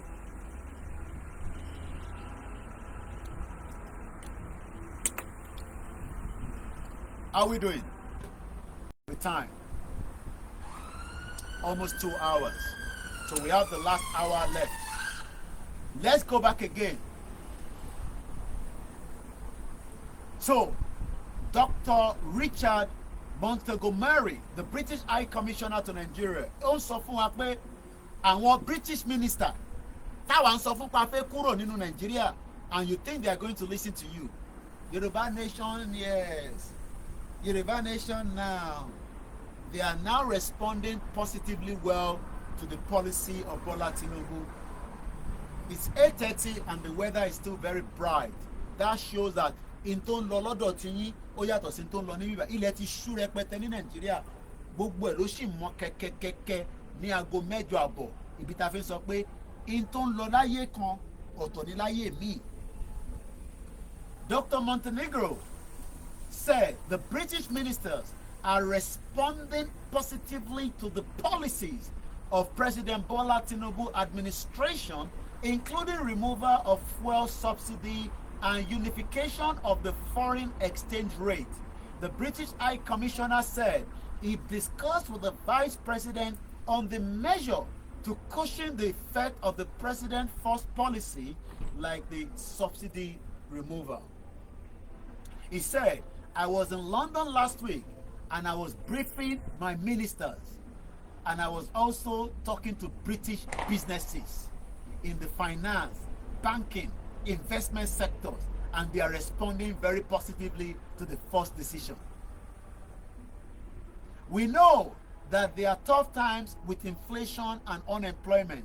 The Vice President and I also touched on some of the measures that might be possible to cushion some of these economic pressures. Montenegro expressed confidence that the reforms of the new administrations in Nigeria will help place the country on a greater path. The big issue is that these reforms helped out Nigeria on higher, greater path, will attract more investment and the United Kingdom and the City of London see Nigeria as a big opportunity going forward, is stated. You can see why it would take 20 years if care is not taken. The British do not see the breakup of Nigeria at this particular time. But we will not stop telling them it is better now to save that future that they are thinking of. Oh, better, listen. So that's my first 2 hours. I now need to talk about our local government as my second part of the program. Local government. I'm still going to focus back again on Kwara. We talked about Kwara State yesterday, so I'm going to touch again on Kwara. Kwara, let's go and look at the population. Let's go with the population of Kwara State. So when we say Kwara State, we talk about the population. So the population, we know that they have 16 local governments. So according to the information that I have, as at 2022, if I am right from what I'm looking up here, Kwara population is 3,551,000. That is just a country in some of those European around the world. You can name as many, from Belgium, all these smaller countries, you know, they're less than 3 million. And a very good evening and welcome to the live transmission. My name again is Olami Koiki, and this is where we talk about issues affecting our people and the reason why you are not surviving in Nigeria, because your local government is not functioning to the fullest. Even your state governor in Kwara State, only your meta come and fish anything instead of 5 working days. A system that is not working in the first place. What one can share your meta rather than share your maru. You can tell that you and Nigeria are joking. Every one of you are jokers. Yawa great Yoruba nation, thank you. Yawa Buta Mokwe and the rest of you, Emma Binukwe Darukolata is because Oronye Uba serious, focus. At more population, Kwara projection is about 33,433 kilometer area, 106.2 km2 population density, 2.6% annual population change from 2006 to 2022. So let's talk about Kwara before we start looking at some of the other things I want to talk about. According to Wikipedia, Kwara State, Yoruba, Ìpínlẹ̀ Kwara, a state in western Nigeria, border in the east by Kogi State to the north, by Niger State, and to the south by Ekiti, Osun, and Oyo State. While it is western border, makes up part of the international border with Benin Republic. Its capital is the city of Ilorin, and the state has 16 local government. Ìbéèrè tí mò ń bi gbogbo èèyàn ọmọ Yorùbá ní ìrọ̀lẹ́ yìí, òun ni pé ǹjẹ́ sure pé 186 billion ó tó yín fún bọ́jẹ̀tì Kwara State according to the news report. 189 ni wọ́n present. Ǹjẹ́ wọ́n mọ̀ pé 189 billion yẹn kò tí wà enough for one local government ní Kwara State? And kí ni àwọn local government yẹn a máa dárúkọ gbogbo ẹ̀ nísìn ó kù díẹ̀. Its capital city of Ilorin, and the state has 16 local government areas. Of the 36 states of Nigeria, Kwara is the 9th largest in area, but the 6th least populous, with an estimated population of 3.2 million as of 2016. Geographically, Kwara State is split between the western Sudanian savanna in the west and the Guinea forest savanna Mosik eco region in the rest of the state. Important geographic features of the state include rivers, with the Niger flowing along the northern border into Lake Jeba before continue as the border, while the Afun, Asa, and Luko Onyu rivers flow through the interior. These are all our waterways that will make the best for us. And àwọn èèyàn mọ̀ tó ń pè ní reason tá a ṣe fẹ́ country tiwa. These are all the opportunities tó máa mú ètò ìlọsíwájú lọ́jọ́ iwájú fún wa. Àwa la máa control territory yẹn. Èyí tí Nigerian Navy tí kò fi ní time láti wá bá wa yanjú gbogbo problem tá à ń rí nínú territory wa. Àwa máa ní Navy tiwa, a máa ní military tiwa, a máa ní gbogbo defence security, including using the latest technology, infrared, thermal, helicopter. Tí nǹkan bá ṣẹlẹ̀ ládùúgbò yìí nísìn, helicopter máa jáde. Tó bá jẹ́ pé tí wọ́n fi pé plane tó ń lọ nísìn lójú òfurufú, tó bá rí pé plane yẹn kò dáhùn ọ̀dà lóhùn, fighter jet máa gbéra within 10 seconds. Búù! Ó ti dé bíbá ìtàn. Ó dẹ̀ máa sọ pé tó o bá sọ̀kalẹ̀, ó máa bọ́n bẹ̀ dànù ní látòkè. Kò má bàa destroy wa ní bíbá. Security is not something you joke with, but Nigerians are still hoping that Kwara State will be the best under your governor, under your president, under your senators, under your House of Reps, under your speaker, with 189 billion naira for the budget for 16 local government. Let's continue. Kwara State has been inhabited for years by various ethnic groups, primarily the majority Yoruba people that live throughout the state, but there are sizable minorities of Nupe people in the northeast, Bariba, Batonu, and the Busa, Bokobaru people in the west, and a small Fulani population in Ilorin. Moving through the state as a nomadic herders. In the pre-colonial period, majority of the area that is now Kwara State was part of the Oyo Empire, with the part of the western portion in the Bogu Kingdom. People by the Bariba, Boko, Bisa people, and the Nupe Kingdom between 1531 and 1835. There was nothing called Nigeria then as at 1835. What a very shame that some Yoruba people want us to forget about all these, because Lugard called us Nigerians, or Nigeria, and we are so pleased with that. That ọmọ Yorùbá ń sọ fún wa lẹ́nu pé ẹ ṣọ́tọ̀ Yorùbá, àmì ìkọ́mọ Yorùbá máa sọ pé Yorùbá ní sanwó lẹ́ ń béèrè lẹ́nu wọn ní 1531 títí dé 1835. Ìtàn ẹ̀ là ń gbọ́ ní bíbá. In the mid-1800 or 18th century, 1800s, 19th century ni wọ́n ṣe sọ Nigeria. So for over 100 years kò sí nǹkan tó ń jẹ́ Nigeria. Prior to that kò sí nǹkan tó ń jẹ́ Nigeria. But for the selfish interest, bí ṣe sọ fún ilé nǹkan, the bilateral relationship, the project of Nigeria, and today àwọn tó yẹ kó sọ̀rọ̀ nípa Yorùbá, àwọn tó yẹ kó dá sí, àwọn ló tún wá ń bẹ̀ wá pé Yorùbá country wo lẹ́ ń fẹ́, tìbí gbogbo àti wà nù Nàìjíríà. So ká gbàgbé gbogbo ibi tó ti wá tẹ́lẹ̀, ká fix Nàìjíríà. And that is why ẹ lè ṣoríire ní Kwara, kò ń ṣe pé ni mo ṣe fún yín. Torí pé budget yẹn kò lè ka yín, kò tó yín ná.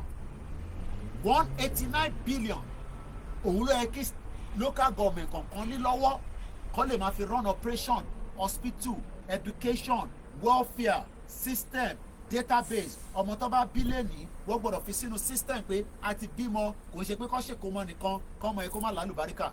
Àwọn máa gbàdúrà kó lọ́n jẹ́ lálùbáríkà, àdúgbò ti fẹ́ lálùbáríkà. Ẹ máa tanra yín. That is why you are poor. That is why you are not going to survive up to the age of 60. Èmi kọ́ mo sọ bẹ́ẹ̀. Èyí World Bank sọ WHO, World Health Organization, ó ní gbogbo ẹ̀yin Nigerians, ó ní life span yín kò ṣe àtọkùnrin, SPAN, ó ní kò ní ju 53 lọ. If you survive it, praise whatever you need to praise, whether it's Jesus Christ, whether it's Anabi Muhammad, whether it's your Isheshe. I'm talking about Kwara.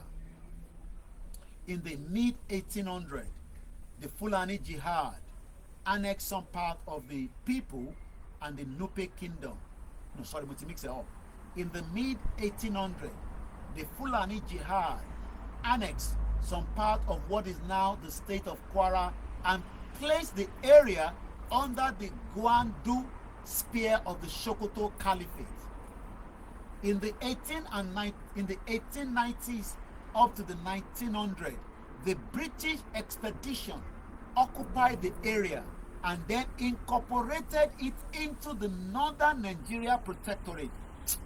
Àwọn people, I hope pé Tinubu ìpàdé tó ń ṣe kò tún ṣe ìpàdé kó lock wa mọ́. Èyí tó máa ọ̀nbọ́ndù wa ló yẹ kó pọ̀ jù nínú kan tó bá ń bá wọn sọ. Even though bá sọ́sítàs fún gbogbo èèyàn kó gbọ́.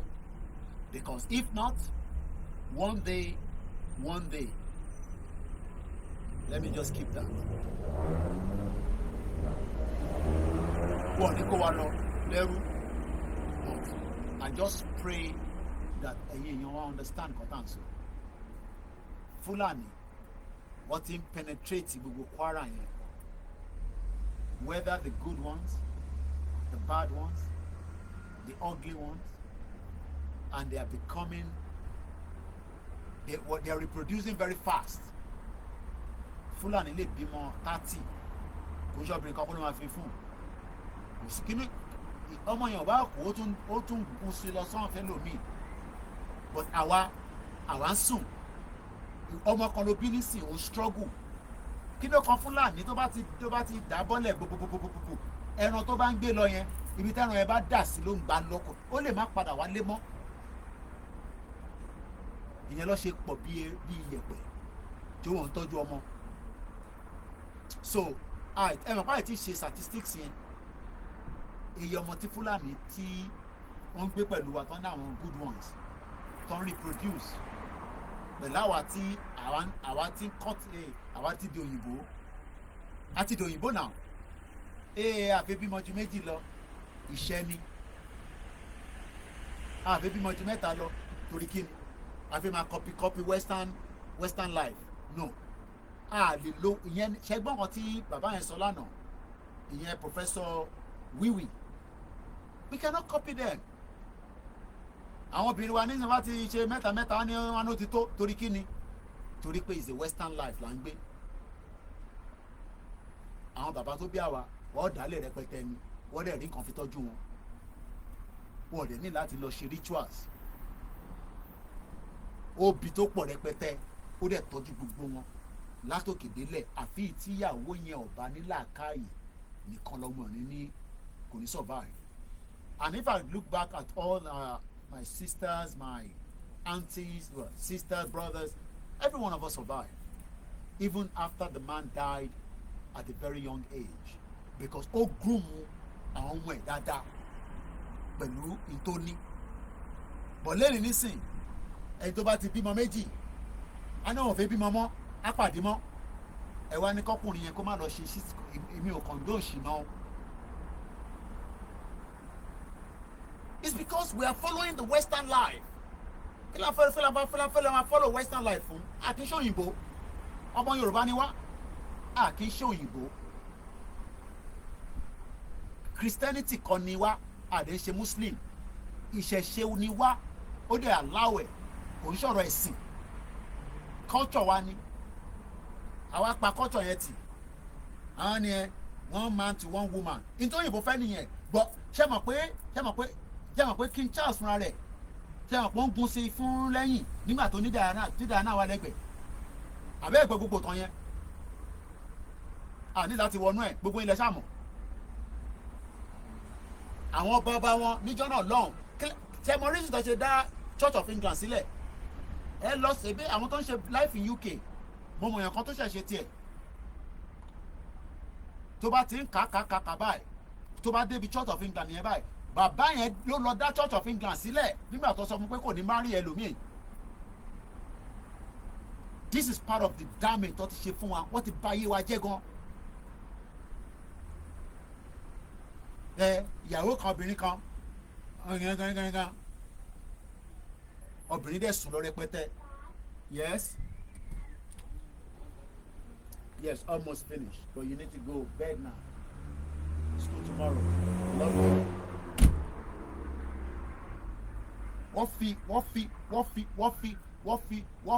wọ́n gbọ́ original lọ́wọ́ wa, àwọn gba ifá dání sọ́wọ́.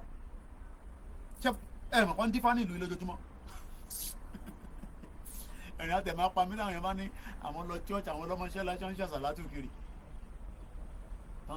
Ojoojúmọ́ ló ń dífá fún ọba, ojoojúmọ́ ló ń dífá fún. Ẹ máa tọ́ra yín. Gbogbo àmọ̀ tán ìyàwó tí ọba fẹ̀fẹ̀ nísìn. No, ẹ ò mọ̀ tán ẹ̀, èmi ni máa ṣe máa kà á fún ẹ. Ẹnu tèmi ni kò ti gbọ́ pé ìyá Jésù lọ sórí Google, kò lọ Google ẹ̀ pé Diana, kí ló ṣẹlẹ̀ pẹ̀lú Diana? Diana nìkan máa dárúkọ pé kí ló ṣẹlẹ̀ sí Diana. Èmi ni kò máa bí.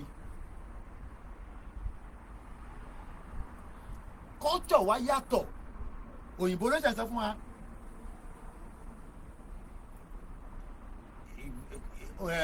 Culture wa ó yàtọ̀, culture wa ó ṣe kí ni ó yàtọ̀. Inú ilé mi ni kẹ́ máa gbọ́n tí mò ń sọ pẹ̀lú àwọn ọmọ mi pé òyìnbó ni mò ń sọ sí wọn. Ìyìn tí mò ń sọ lápẹ̀ nǹkan nísìn comment. It shows that àtàárọ̀ tí mo ti ń sọ̀rọ̀ nísìn, ara àbí obìnrin ní ọkùnrin ní comment láti reference nǹkan tí mo sọ, torí mo sọ fọ́mọ yẹn pé go and sleep nísìn, wọ́n ní so you speak English to your kids.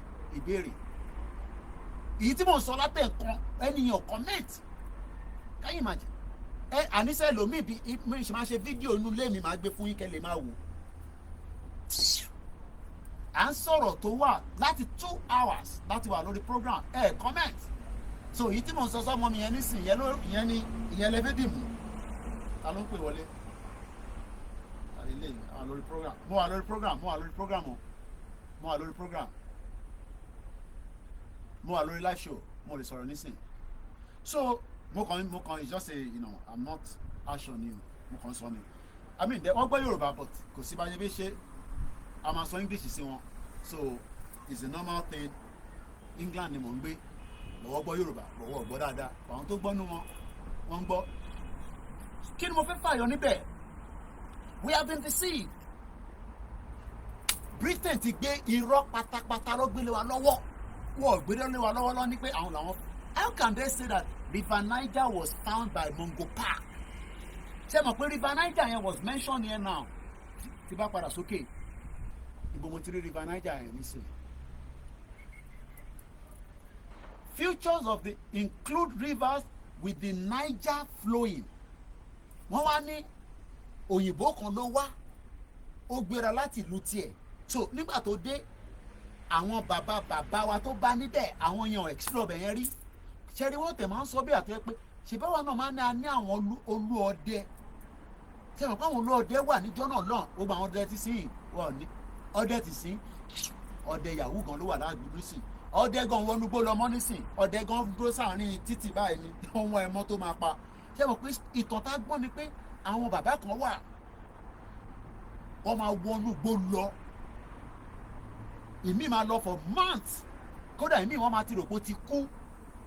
Ó dìgbà tó bá dé padà lọ́ máa realize pé wow. So nínú igbó yẹn lọ́ ti máa ń dictate, but ẹ mọ̀ pé torí pé a kọ ìtàn yẹn sílẹ̀ dáadáa. Yìí tá dẹ̀ kọ sílẹ̀ Britain ìtàn ṣe fún wọn ní Benin Kingdom. Oh my God, wọ́n destroy everything destroyable. Wọ́n fi iná síbò. Ṣé mọ̀ pé building àwọn ará ògiri tẹ̀ ń wò yìí? Ṣé mọ̀ pé normally Benin Kingdom yẹn a lè lọ ṣègbókúta. Máa wà fascinated tí because máa ń fẹ́ wo àwọn helicopter tó máa ń lọ lókè, because mi wá àwọn military helicopter ni, mi just normal helicopter ni mo dẹ̀ máa ń dá sound wọn mi. Ṣé mọ̀ pé n tó ṣe pẹ̀lú Benin Empire, wọ́n destroy gbogbo ẹ̀ débi pé wọ́n jó so many things nítorí pé wọ́n ò fẹ́ jẹ́ ká trace òkúta yìí kó lè fún wa ní rẹ́kọ̀dì pé ìjọba yìí ni wọ́n mold ẹ̀. technology ti wà nísìn tó bá gbé sínú scanner ó ṣàyẹ̀yìn it can detect this. So what am I trying to explain? I'm just focusing now mo fẹ́ máa ṣe focus on each of our states àti pé are we going to have enough with the current state of situation even before the breakup of Nigeria to maintain the lifestyle of our people? When I say your lifestyle, look, British government does not mean your lifestyle is lọ gba sky sínú ilé o, kò sí kan tó kan British government. Your children must be fed, they must be kept in the warmth, they must be able to have drinking water. British government rán mi ṣẹ́ pé kí n lọ ra omi èyí o, omi tó ń jáde nínú pipe is drinkable.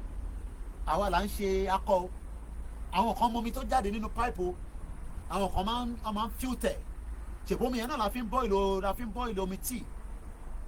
So but it's because àwa ti use more a kind of life amashako bobic water ni mo fẹ́. If you are being supported by the government, you are meant to just be able to eat and keep your family in the warmth. My question tí mo bí àwọn tiwa nísìnyí pé Kwara State as a government or as a state wọ́n ní àwọn ní 189 billion naira for 2023 budget. Lọ́kàn ara yín èyí tẹ̀ ń gbọ́ mi lálẹ́, do you think that that is enough to run the affairs of the people? Ǹjẹ́ ó tó wá ná láti fi tọ́jú àwọn èèyàn wa? How do you think Kwara State would have been able to be like ìlú wo ló wà under 3 million? Ẹ fún mi ní ìlú just under 3 million, between 2 to 3 million tó dẹ̀ ṣe dáadáa níta. Why is Kwara State not able to perform the same magic that countries outside? The first thing is you must be able to look after your people. Sherry, tomorrow is Monday. There are some lazy goats. They are not going to work. You know why? Ó ṣe mọtí yó lálẹ́, ó máa resume ní 6 o'clock láàárọ̀ ọ̀la. Tó bá di 4, á wá pé ibi iṣẹ́ á call sick. While some ìjọ kan máa wà máa tún tètè jí láàárọ̀. Màá kàn gbé trabayé, màá gbé lọ sí area kan. Màá wá show yín ní how people move in the morning láti bí 4 o'clock. You need a system that works. To Kosovo, okay, one in Kosovo. Thank you so much. I've not been reading the comment because I've been behind the scene, but I've just been monitoring. Apart from down Instagram, and I'm monitoring. Young Khan is there. We have been deceived and still being deceived to date. Omar Shiobeni, Babami, and thank you so much, T-Stone. One bell size, the Djibouti and Malta. These countries might not even have enough like what Kwara State have. Kwara State might not have everything like Malta. Malta, let me type in Malta. Erika for Malta, she a case study. Thank you so much, T-Stone. So Malta has its own dialing code. Their population is even way lower than Kwara State. It's about 518,000 people. They speak their own language, Maltese. Now, in Jamaica run government, yes. Let's look at their GDP. Do you know that their GDP as of 2021 was 17.36 billion US dollars? Why is Kwara State not making enough? Nítorí pé ó wà lábẹ́ Nàìjíríà. Ṣẹ̀rí yẹn lásán ó ti knock Kwara State from not developing to the pace and make sure that they can look after everyone within that 16 local government. Because that 16 local government is meant to be a functioning local government, not a dead local government. Because what we saw yesterday, for those of you that follow Koikimedia team in Ofa, replicate almost the same thing up to Ilorin. maybe there will be just few skemsy wọ bàbá wa kan send video kan sí mi láti Ìlọrin. I'm sure some of you saw it. I don't know whether I posted it on Instagram yet, where a woman was sweeping in the rain in Kwara. That was Ìlọrin, and that video is not an old video. That was a video that was sent to me yesterday. You know, it's a rainy season now in Nigeria.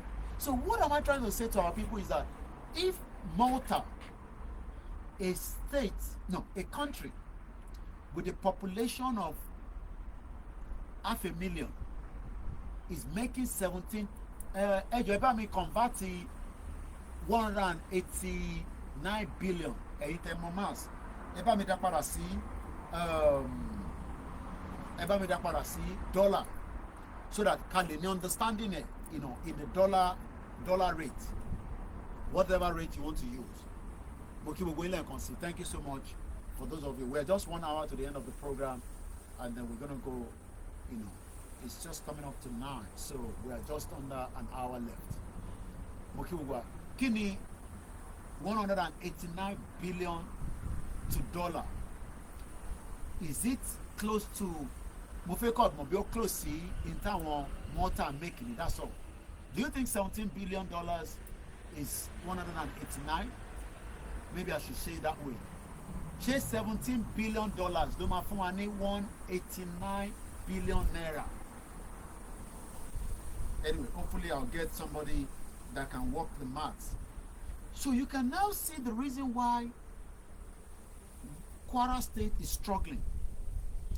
Kwara State will continue to struggle regardless of whoever is your governor, regardless of whatever their mission, their agenda, you know, whatever they are planning to make life at ease for the people in Kwara State, whether they are Yoruba, they are Igbo, they are Kanuris, they are whoever, they are Fulanis that are living there. And the lies that will be told is that Kwara State will develop one day. But nobody is telling you when exactly is it going to develop. Is it going to be in our lifetime? Because if it's going to be in our lifetime, it is not likely to happen anytime soon. Let's go back again and read more about the history of Kwara. So this way we'll be reading the history. So tomorrow I might just start our lecture this coming week will be focused on our state and their budget. So that will be about 458. Is that $1 million? I guess that will be 189. So that's 458 plus 6 zeros. So is that $458 million? I believe.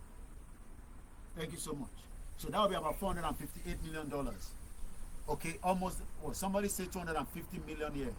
So we're almost at the same, depending on which exchange rate they are using, because Nigeria is different exchange rate. So yeah, thank you so much. So $1 million.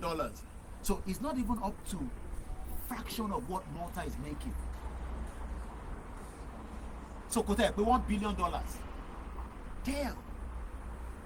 Damn, man. God damn it. Kilo for Malta the revenue. Let me go and see what is kilo for the revenue. Nibolotin revenue. What is their revenue? So okay, there's a lot of tax in Malta, so people are paying a lot of tax. What is tax revenue of no? Let me phrase it this way. What gives Malta its revenue? Yeah. Wow. Do you know what gives them? Are you living in Malta, T-Stone? Because it seems that you gave us the Malta, so you must. Koiki, your explanation about all this is making me to cry for my people. We are in a deep mess. We are inside a dungeon. Deep mess again. The don't know that language anymore. Thank you so much, T-Stone. I appreciate it. Yep, Waris in the fish industry. Let me read what is giving them revenue according to the Google or Wikipedia.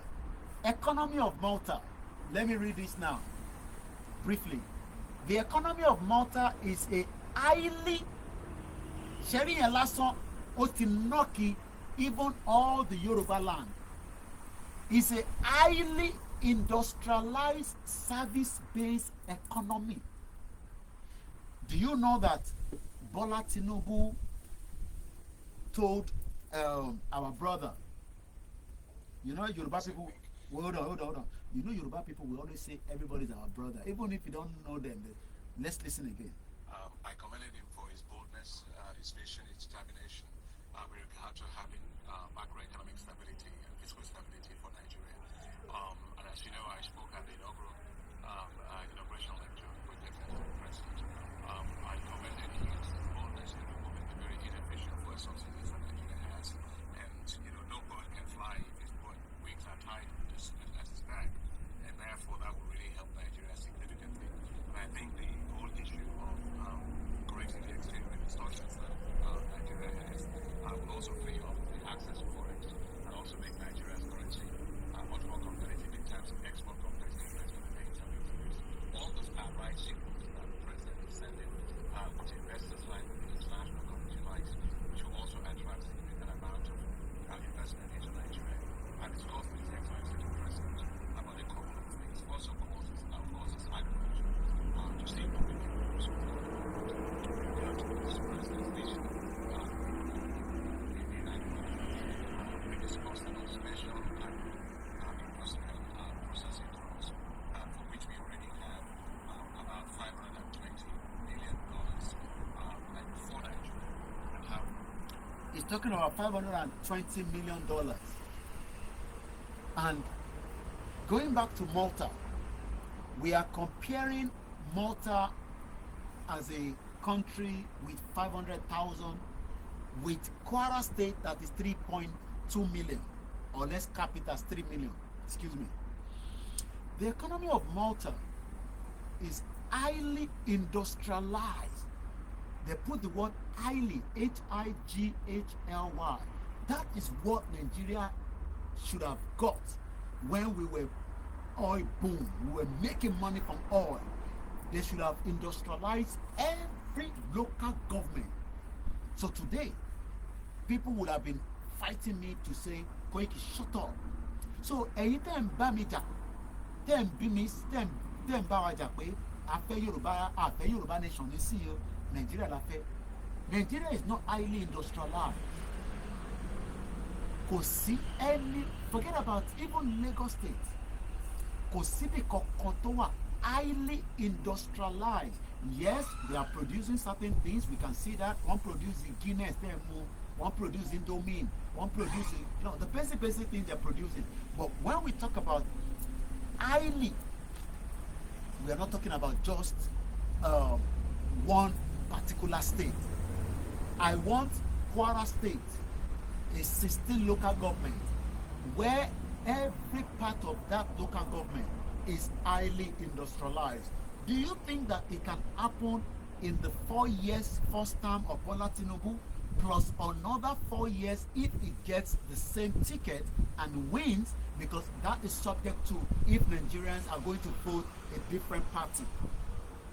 That's if they don't rig it anyway.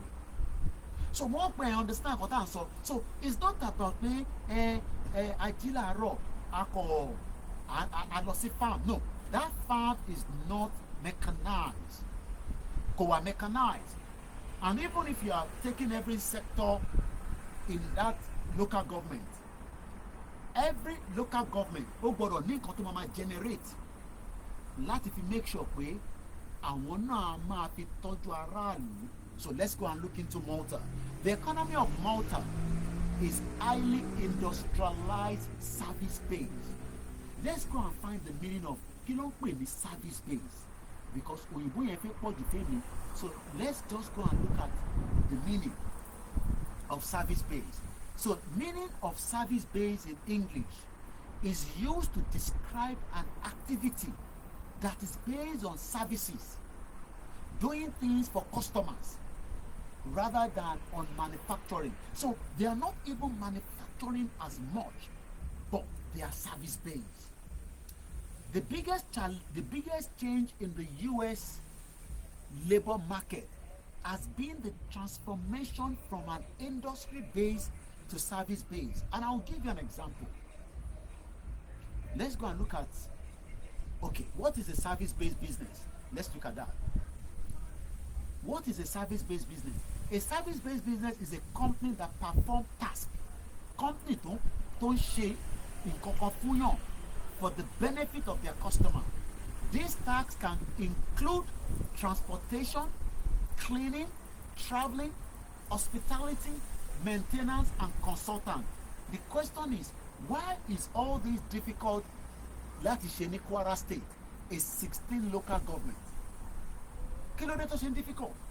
Kí ló dé tí Kwara, okay, ní kankan, kí ló dé tí kò jẹ́ service base tó máa wá máa ṣiṣẹ́ fún other states and other African countries and other European countries and other Asian countries and so on and so forth. And a service base is the same thing like tourism. It's the same thing like when I call, this is my sky. You can see the pole. That's the pole here. And rántí pé mo ní mo pè wọ́n pé àárí signal nínú ilé. So I made a call. That call took me to a service base in Bulgaria. If Kwara State was a state that is functioning, Kwara ló yẹ kó máa gbarú business yẹn. So àwọn èèyàn kàn máa jí láàárọ̀ tí ẹni pé kò lọ sí ọ́fíìsì tí kọ̀ǹpútà wà, tẹlifóònù wà. Hello, how are you? What's wrong with your credit card? Okay, somebody spent it. I hope it's not from Kwara because there are so many fraudsters, criminals. Imagine you are Kwara for service base. Okay, customer must have I hope it is not in Nigeria. Nigeria is a crazy country. I pity youth. You want to get to university, but there's no job by the time you come out. I am talking about one state now in Yoruba land. You think it's a joke. You count it as nothing. You are not concerned. You care less. Call it tech, Mukiedada. You are cursing us. You are abusing me because I am telling you the truth.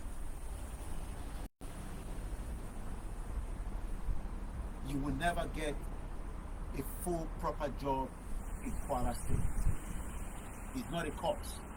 You will get jobs, but you will get what I called a non-sector job. Okada riding is not a job. Keke Napel is not a job. Do you know that Kwara State can be the hub? Mukiyawa Amdalat. It could have been the hub for the postal service because Owa is a section of Nigeria that only Mabawagbe post Losi north, southeast, southwest.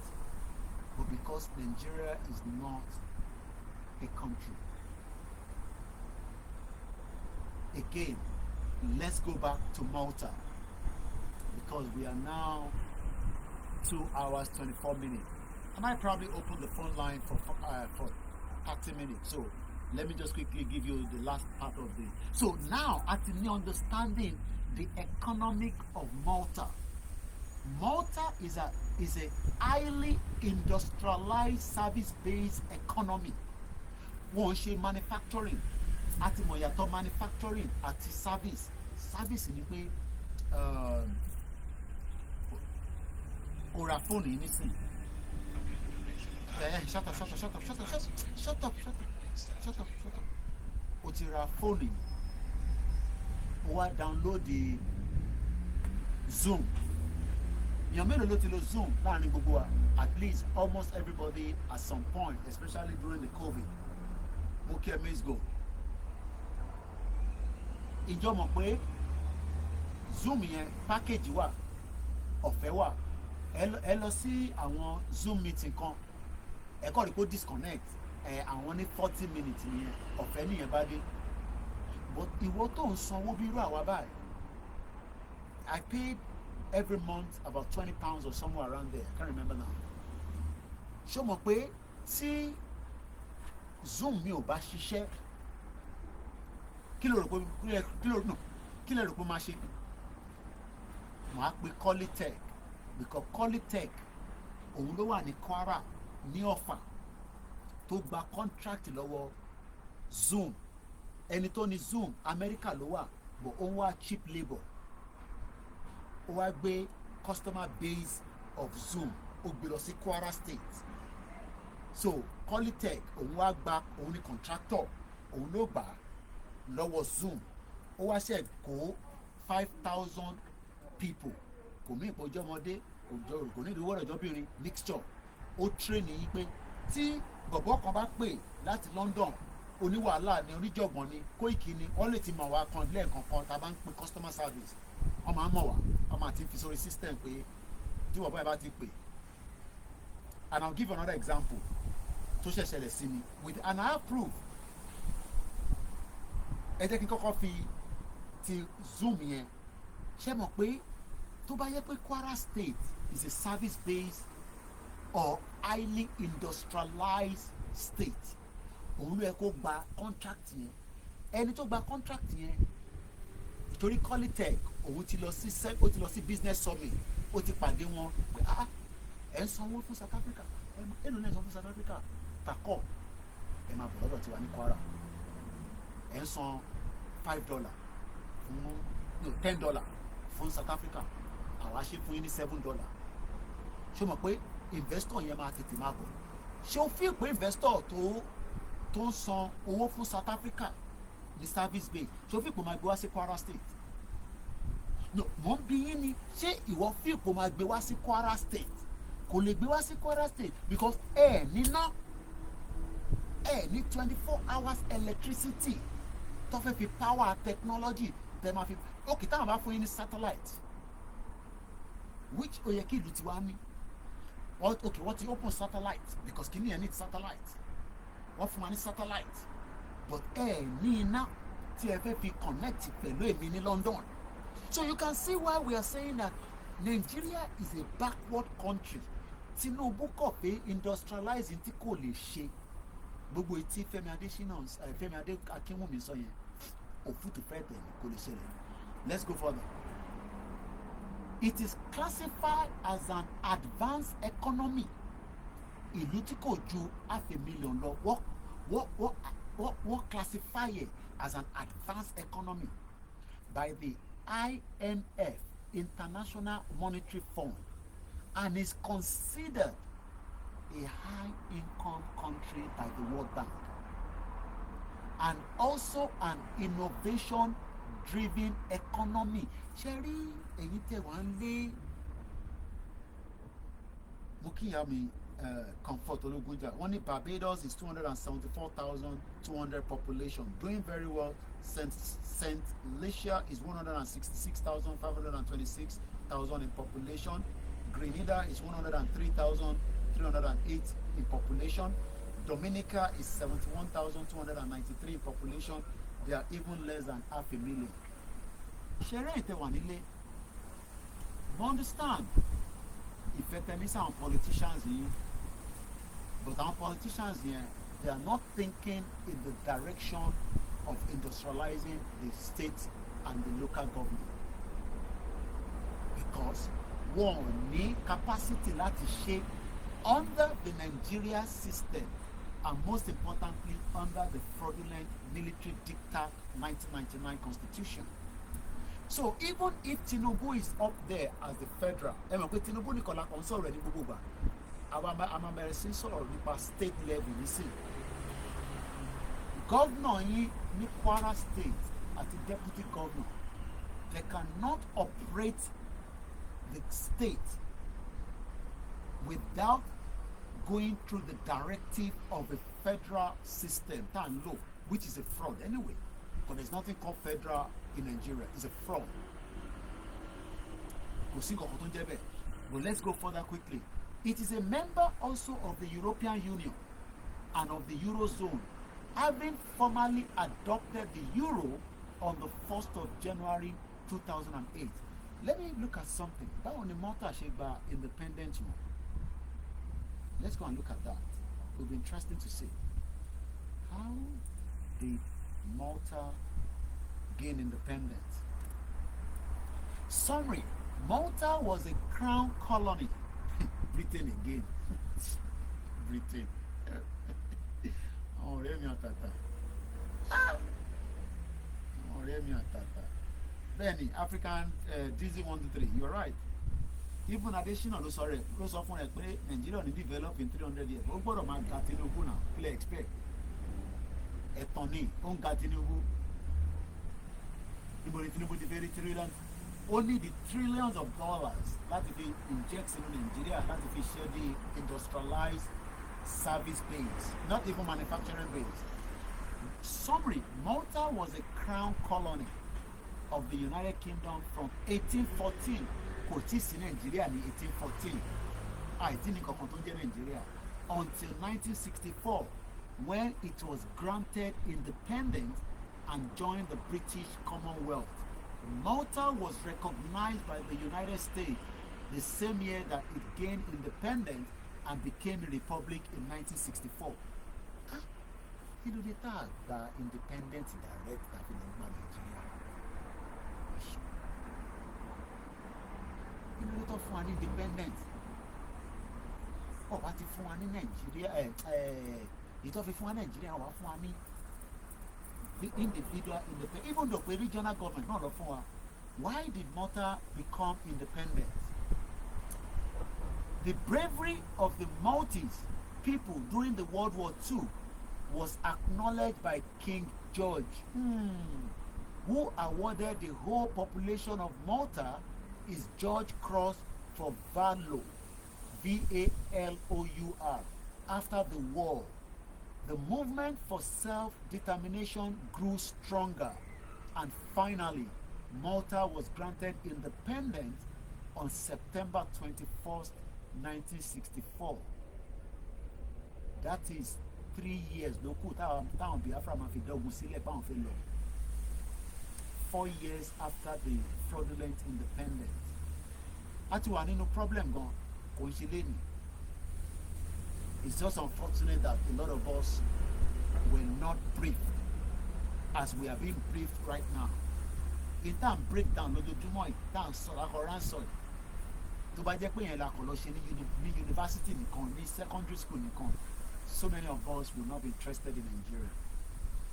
Let me open the phone line just for half an hour so that we can just take calls. If not, I will just be, moving around until I will end the program. Oh, àti one chance. One chance gidi la wọ̀ ní Nigeria. It's a pity.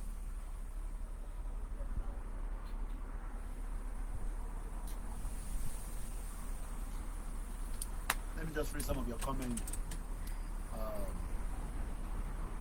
Yawa Mofoluwake.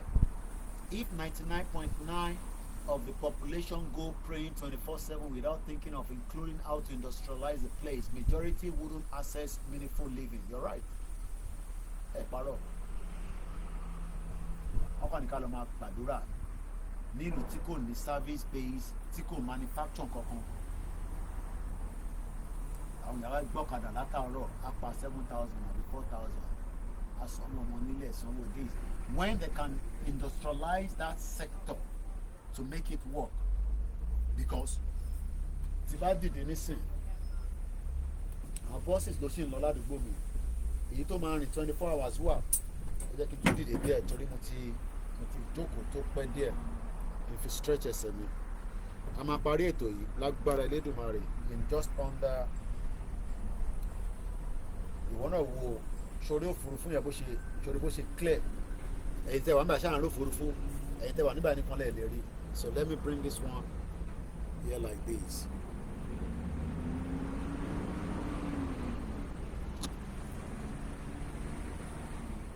Ṣẹ́yìn náà rí òfurufú yẹn, ẹ ṣáà rí bó ṣe lè yọ charger yẹn, ṣe bó ṣe lè last.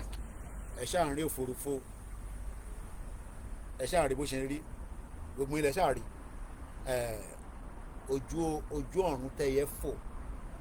Bí à ń béèrè fún Yoruba nation, kò affect anybody, but wọ́n fẹ́ jẹ́ ká lọ nítorí pé wọ́n mọ̀ pé jọ́ta bá ti lọ that will be the end of some of the countries around the world. Wọ́n mọ̀ yẹn dájú, wọ́n mọ̀ yẹn pa. Péjọ́ ta bá ti lè lọ pẹ́rẹ́. Àbúrò mi yẹn mo ti jókòó tó pẹ́, so I gotta stand up so that kẹ́jẹ́ lè circulate. Wọ́n mọ̀ péjọ́ ta bá ti lọ, that is the end. Mr. Peter ni, we only live once. It is better to fight for better health for your unborn generation than accepting slavery, hoping for a factual heaven nobody has ever seen or been to. Àwọn tó kún nínú submissible yẹn nísìn, wọ́n níbẹ̀ lọ́ máa jẹ́ra sí, kò sẹ́ni kankan tó máa lọ extract wọn. Bọ́ọ̀sì ló sì ń lọ yẹn nísìn, èmi wà ó máa rìn títí di 11, èmi wà 24 hours. So kò mí pé torí pé òun fi pé ọ̀kadà tó ń gùn yẹn òun ni the best option. No, it's not the best option. It's even the worst option. Ọ̀kadà tẹ́ ń gùn yẹn is the worst. Ṣé mọ̀ pé nínú pé Kwara State a sì fi ń ṣe example nísìn, if we have Kwara State as it is, yẹn gbélé wá sí òkè díẹ̀ báyìí, right? Tí Kwara bí ṣe wà yẹn, ṣé mọ̀ pé each of the local government ṣé mọ̀ iye tí wọ́n lè generate nínú transportation? Do you know that they can generate so much money? Interstate transportation máa wà, àwọn gbèríko máa wà, and all these will be controlled by one center. Everybody will know. Fóònù mi tí mo fi ń ṣe lé nísìn tí mo fi ń ṣe Twitter yìí, òkè ráńpẹ́ kọ̀ọ̀kan bọ̀, mo lè monitor gbà tí bọ́ọ̀sì máa dé bíbá.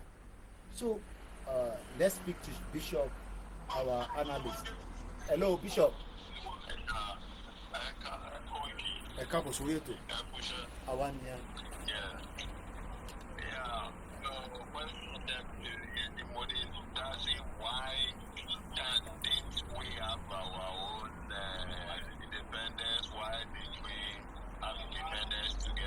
Yeah, with Nigeria, yes.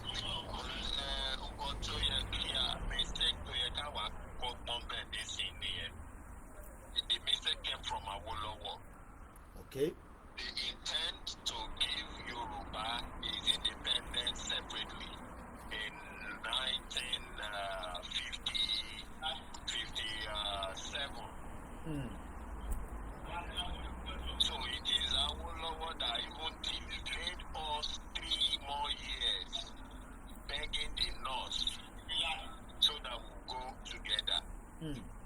And in the history, they told us, they wrote it down, that even the Queen called Awolowo to England and told Awolowo that these Northerners are different from you people in culture and in everything. Awolowo told them they are my brother.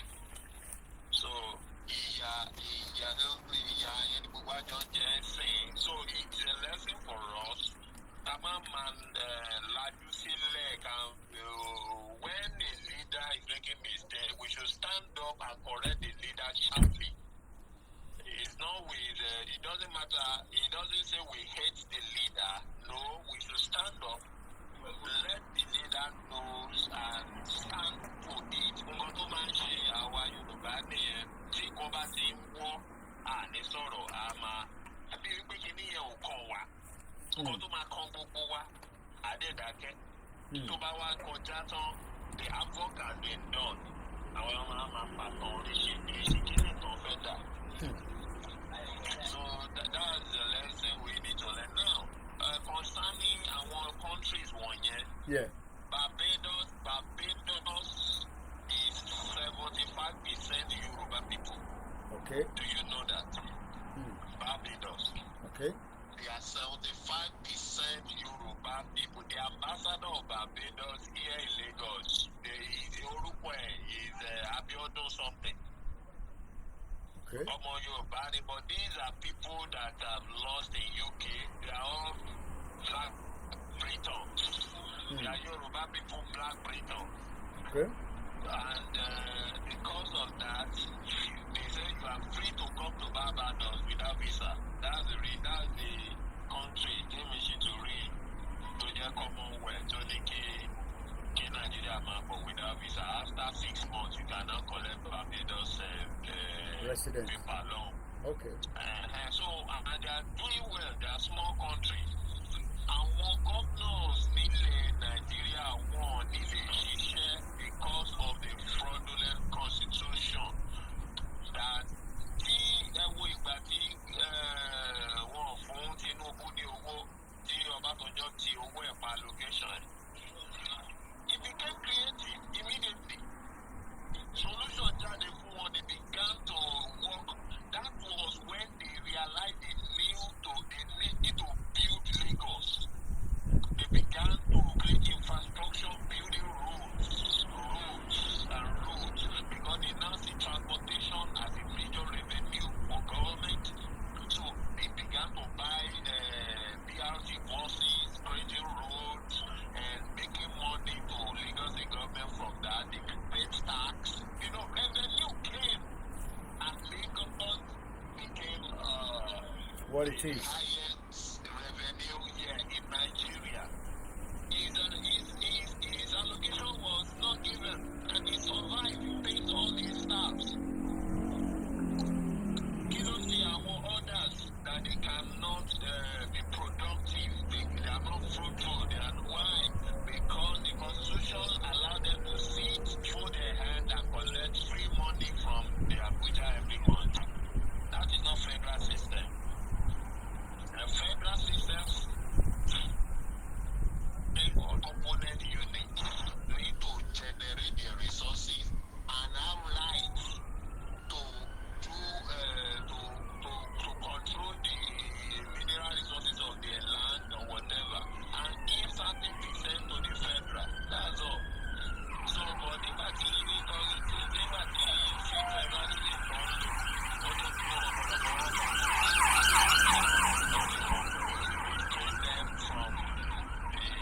natural resources, if everything belongs to Nigeria, as if Nigeria is a personality, as if Nigeria is a company that belongs to some people, and all of them have fold their hands. So from Abuja, they are controlling everything. So whatever they now see that they collect from all these things, they will not share it back.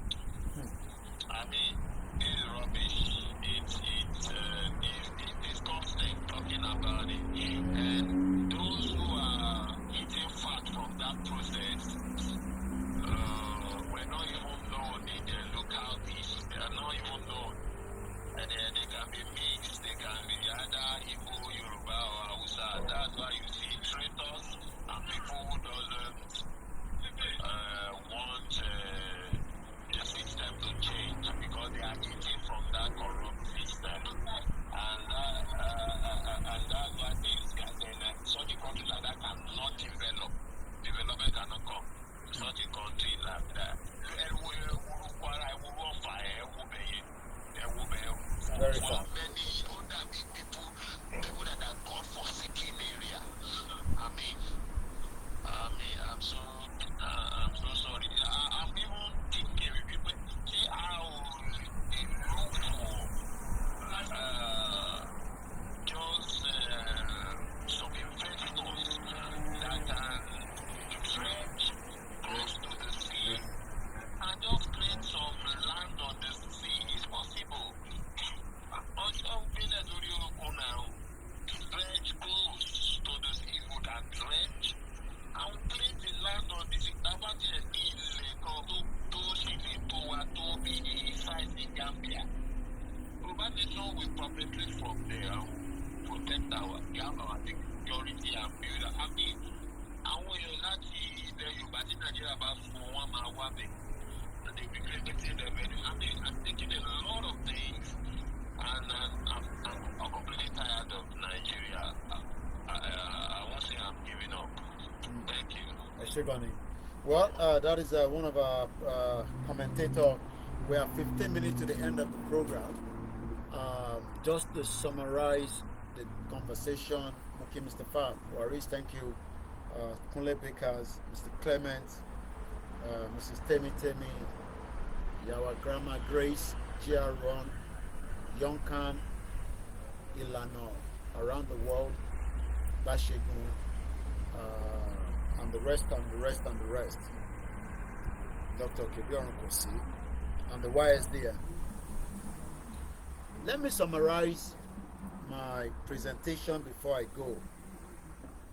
Kwara State ó lè dàbí Malta.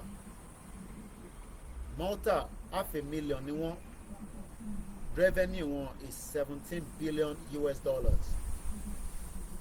But ìdí tí Kwara State ṣe ń struggle láti gbérí pẹ̀lú gbogbo ẹ̀ka tó ń bẹ níbẹ̀ tó jẹ́ 16 local government.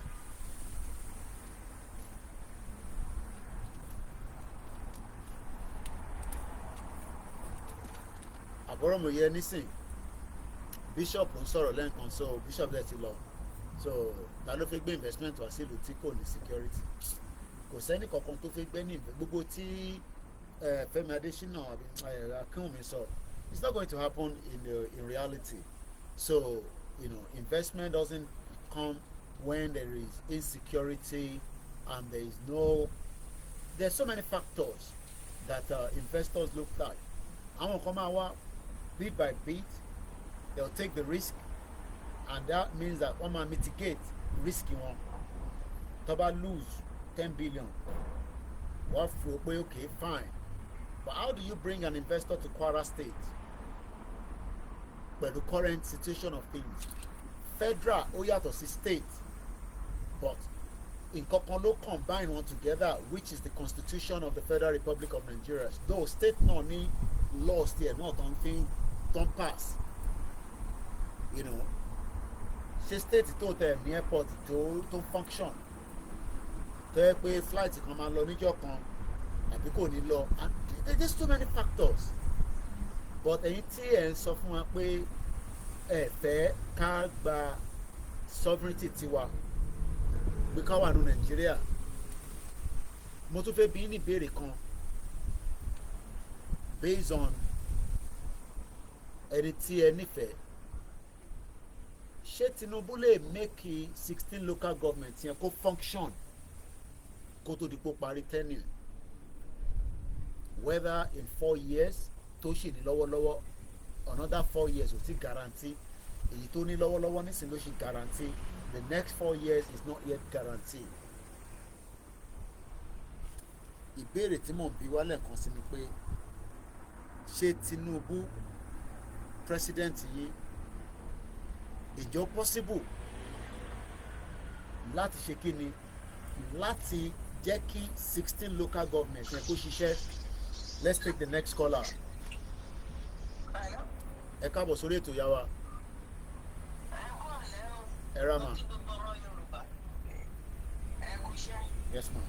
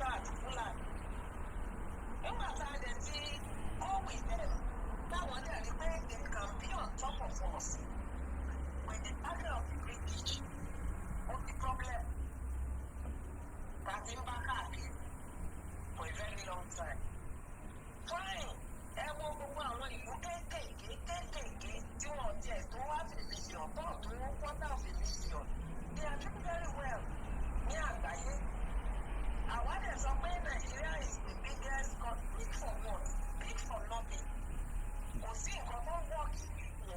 Okay, Kwara State alone only break down to so many countries. Those local governments only become a country of their own, which will be for the benefit of their people. Nígbà tí mo wo ní ọ̀fà ní kankan yẹn, mo wò báyìí pé ṣé ìlú náà lè lè tó lọ náà? Àfi ọba gbogbo ẹ̀dá ti jà sí. Tó sad pé ìlú wa ṣì wà backward like that.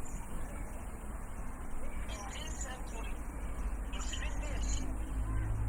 Okay, budget ní Kwara State government ń propose kí ló fẹ́ fowó yẹn ṣe. They are going to do nothing with the money. Àwọn ìwọ̀nba kan náà ló máa lọ. Kò sí nǹkan tó fẹ́ jẹ kò sí nǹkan táwọn aráàlú yẹn fẹ́ benefit.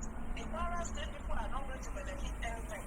Ìyà tó ń jẹ wọ́n yẹn náà ló máa jẹ wọ́n. Bí sọ̀rọ̀ tí wọ́n ti rí dáradára yẹn ló máa rí. Bí Fúlàní tí wọ́n pa yẹn náà ló máa continue. Changes will not come, to be honest. I don't see it coming. Sábàtì ẹ̀ lọ yáwó káàkiri àgbáyé. There's not much they can do.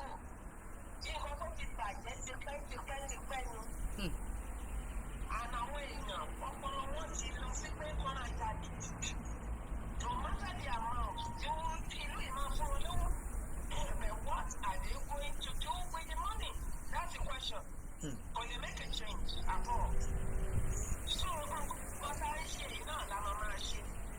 We will continue to push. Gbogbo àwọn tó kàn ń da movement yìí ni àwọn alálẹ̀ máa bá wa dé pẹ̀lú. We should continue. We will get there. It's going to be a matter of time, but àádẹ́bẹ̀ because kì í ṣe àwa nìkan tó bá jẹ́ àwa nìkan sí ọ̀wẹ́ sẹ́wọ̀n okay. It's going to take a while. It's going to be really difficult. But everybody is fed up. And the country is going to break. You'll break it, I'll break it. But what Tinubu can do, which I'm just thinking, only look at him, go out with public. Let everybody go their way. Okay. So that's my own dream about him. Then his visit to London in under 1 minute. Kí lẹ fi pé only private meeting ni. Private meeting. Èmi rò pé not really private, it's about Nigeria. Okay. Lọ́nà àwọn British máa sọ pé ó jẹ́ Yorùbá o because wọ́n rí push Yorùbá nation. Okay. Ó wà lára fún ìgbésẹ̀ Tinubu débẹ̀. Okay. Wọ́n máa wá wò pé these people wọ́n máa press ẹ̀ pé ìlú yìí. Possibly in my own head, wọ́n wò pé má jẹ́ kí ìlú pín o. You still have to hold on to this one Nigeria. Let's keep on pushing. Throughout your career, má jẹ́ kó torí ẹ̀ pín o. I think nǹkan tó máa fi sórí Tinubu nìyẹn. We're going to support you. We're going to front you. Má jẹ́ kó pín hold on to one Nigeria. Okay. Because your people will listen to you and you can speak to your people. So hold them there in one Nigeria. Nǹkan tó fẹ́ sọ fún Tinubu nìyẹn, nothing more. That is. Thank you so much, and we appreciate that. It seems mo dúpẹ́ lọ́wọ́ àwọn callers wa tí wọ́n ti pè láti bá wa dá sí. I think we have another caller from here in UK. Hello caller, ẹ ti wọlé, ẹ mute background. Ẹ káàbọ̀ sórí ètò bàbá wa.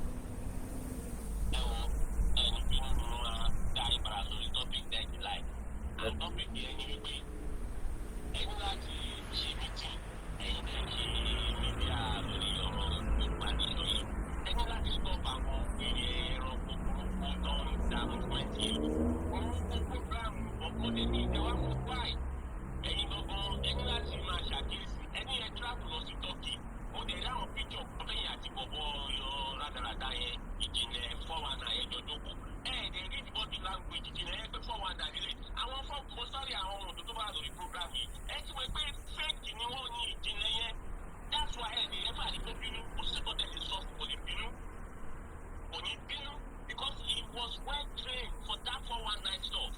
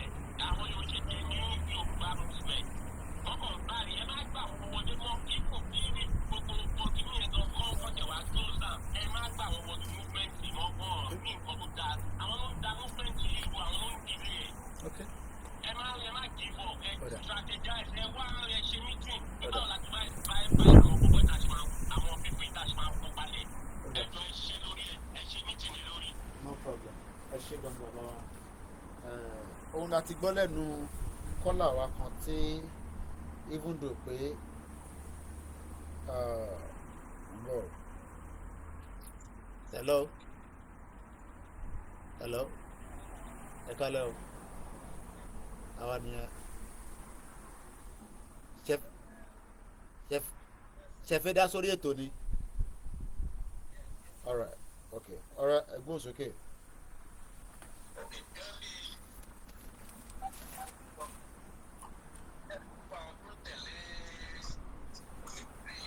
Bẹ́ẹ̀ni.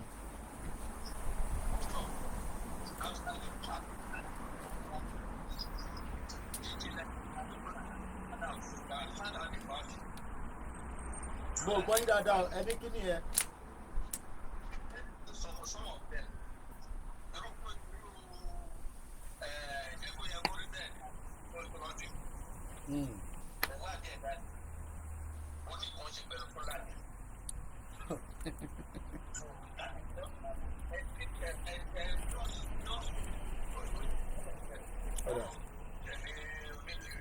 Okay.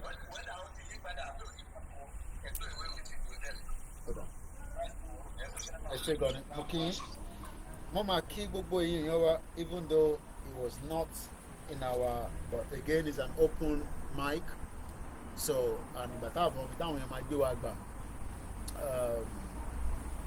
I rí pé even our voice want to talk about them because by talking about them we are still giving them a bit of publicity gbogbo eré àwọn èèyàn máa wind down ó bọ̀ yẹ pé a lot of people will be paying by the time tí ó bá wind down tán when the whole charade the whole illusion tó ń lọ lọ́wọ́lọ́wọ́ by the time tó bá máa fi come to an end a lot of Yoruba people ló kàn máa fi pé báwo ló ṣe dé báyìí.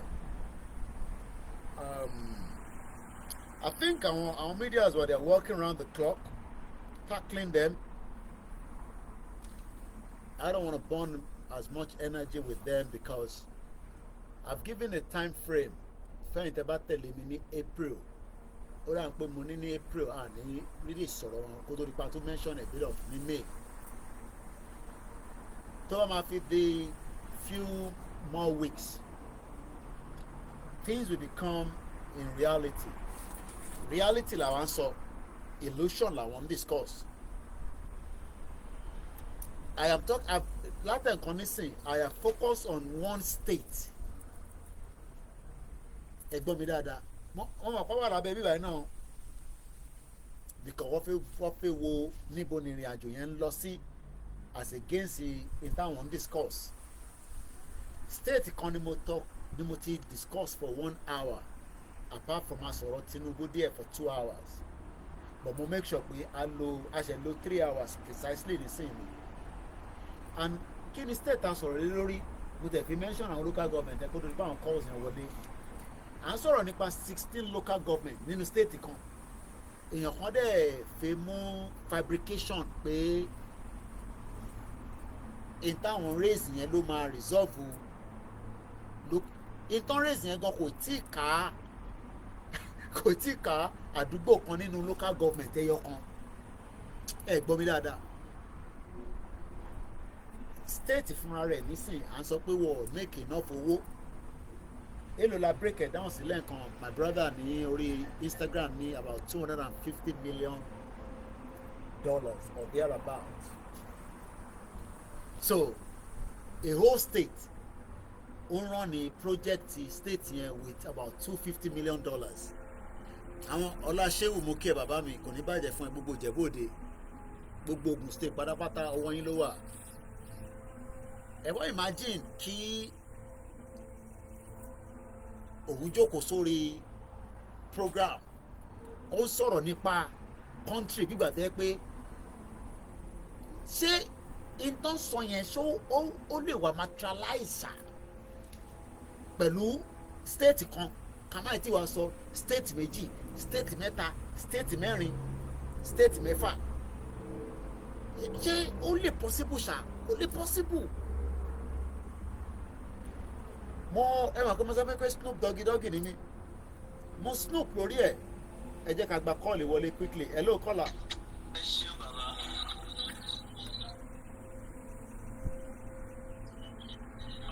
Ẹ pa tìbí tẹ fi ń gbọ́ wa yẹn, ẹ má tún gbọ́ méjì. Ẹ káàbọ̀ sà. ẹ kú iṣẹ́ takuntakun. Àwa nìyẹn. Farafenna láti yọ̀ǹda. Mo ti gbọ́hùn yín. Onírẹ̀ yìí bàbá wa. Aṣẹ́dùmarè. Àmín. Ẹ ṣe sọ, mo ní pé kí n kí yín. Gbogbo ọmọ Yorùbá ló ń pọ̀ ètò ẹ̀ tí gbogbo wa ń gbọ́. The only solution, the only hope that ìfọ̀nà ní Yorùbá nation lọ́nà òṣèlú. This so-called bàbá wa ẹ̀. Yeah. It's just a trap for us, and it's going to be a fool on us. Full of ẹ̀ka ẹ̀rọ Yorùbá. Okay. Ó ti ohun ìtúlẹ̀ ní a ti dánwọ́ léèrè àjò yìí àdẹ̀gbọ́dọ̀ accepting. It's going to be a disaster for Yoruba race, for Yoruba people to look back. Okay. And to treat come our figure and do what destiny wants. Hey, network. Náà wọ́n ṣe sáfíìsì kan lérí àyẹn. We are not talking of one person. We are Okay. not talking of one family. We are talking of millions of people, millions of Yoruba people all over. Àrò gbogbo wa pátá ọmọ Yorùbá ká jíjí òdodo. There is nothing that Yorùbá nation sovereignty faith. Ọlọ́run adé fún wa ṣe. Àmín Jésù. Àmín Jésù Kristi. Kàmá kò sí negotiation tó kọ́ di àgbẹ̀jì tí bàbá fún wa bẹ́ẹ̀ bá wọn sá ẹ̀wọ̀n tó ti wá Nàìjíríà yẹn. Ìdí colonialism bẹ́ẹ̀ lọ.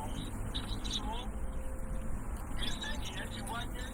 Ìran Yorùbá ti àwọn bàbá wa ti ṣe mistake yẹn fún Ká correct ẹ̀ nísìnyí bẹ́ẹ̀ ni, which is what we are doing now. Bẹ́ẹ̀ ni. Bẹ́ẹ̀ ni.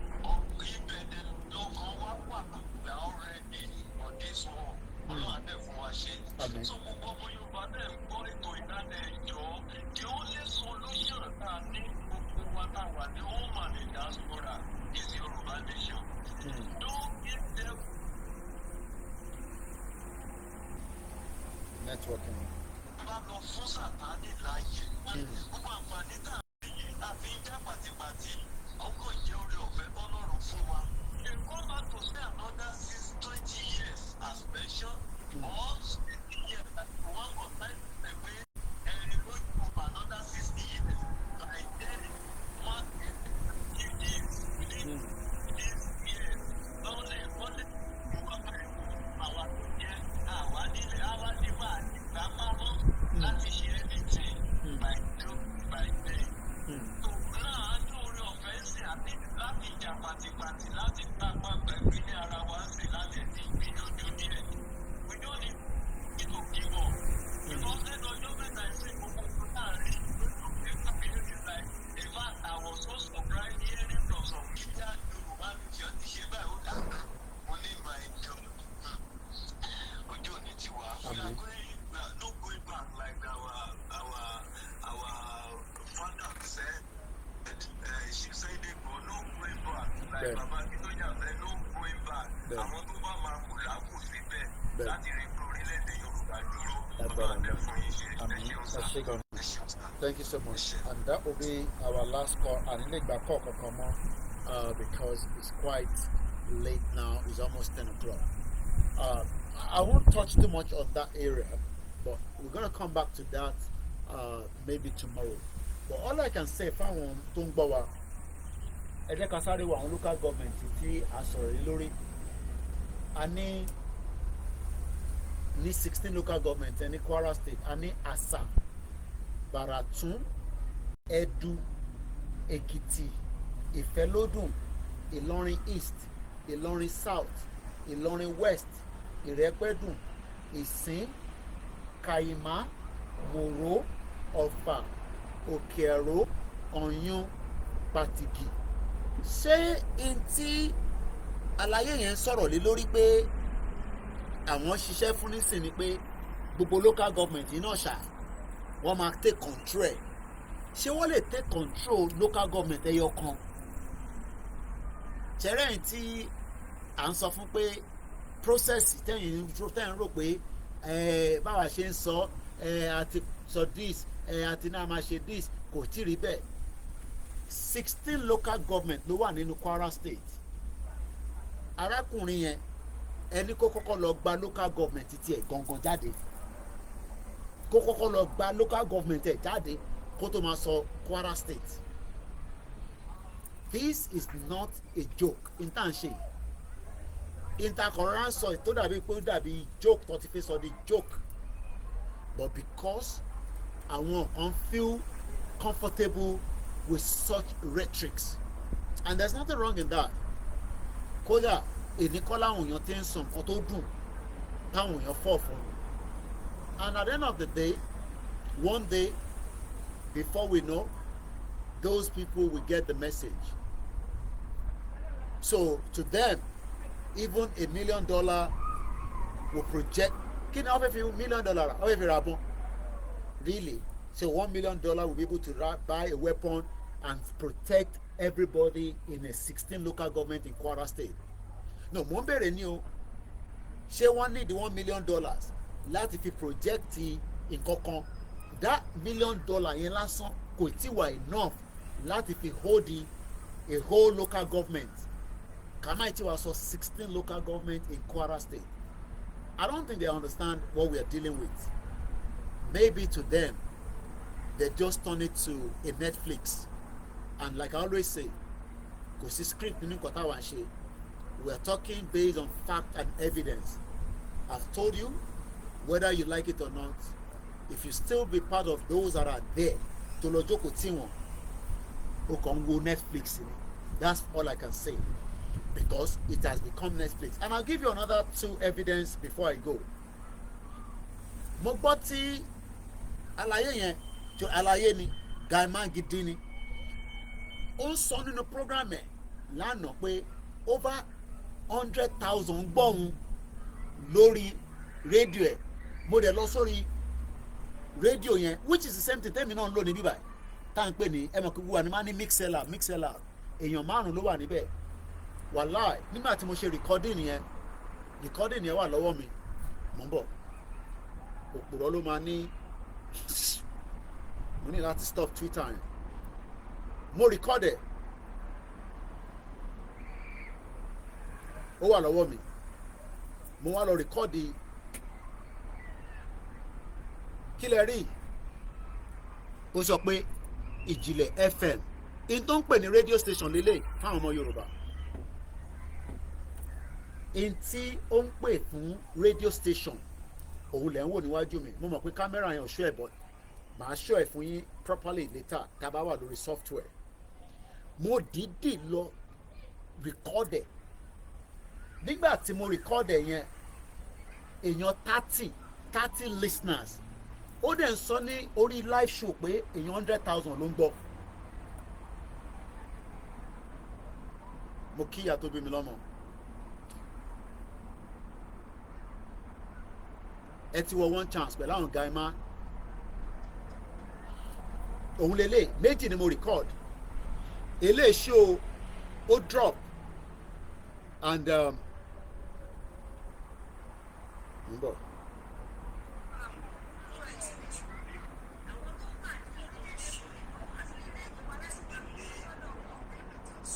Ẹ gbọ́ pé sáà orúkọ voice ẹ̀ ló ń jáde. Mbọ ẹ jẹ́ ìjọ di other one jáde.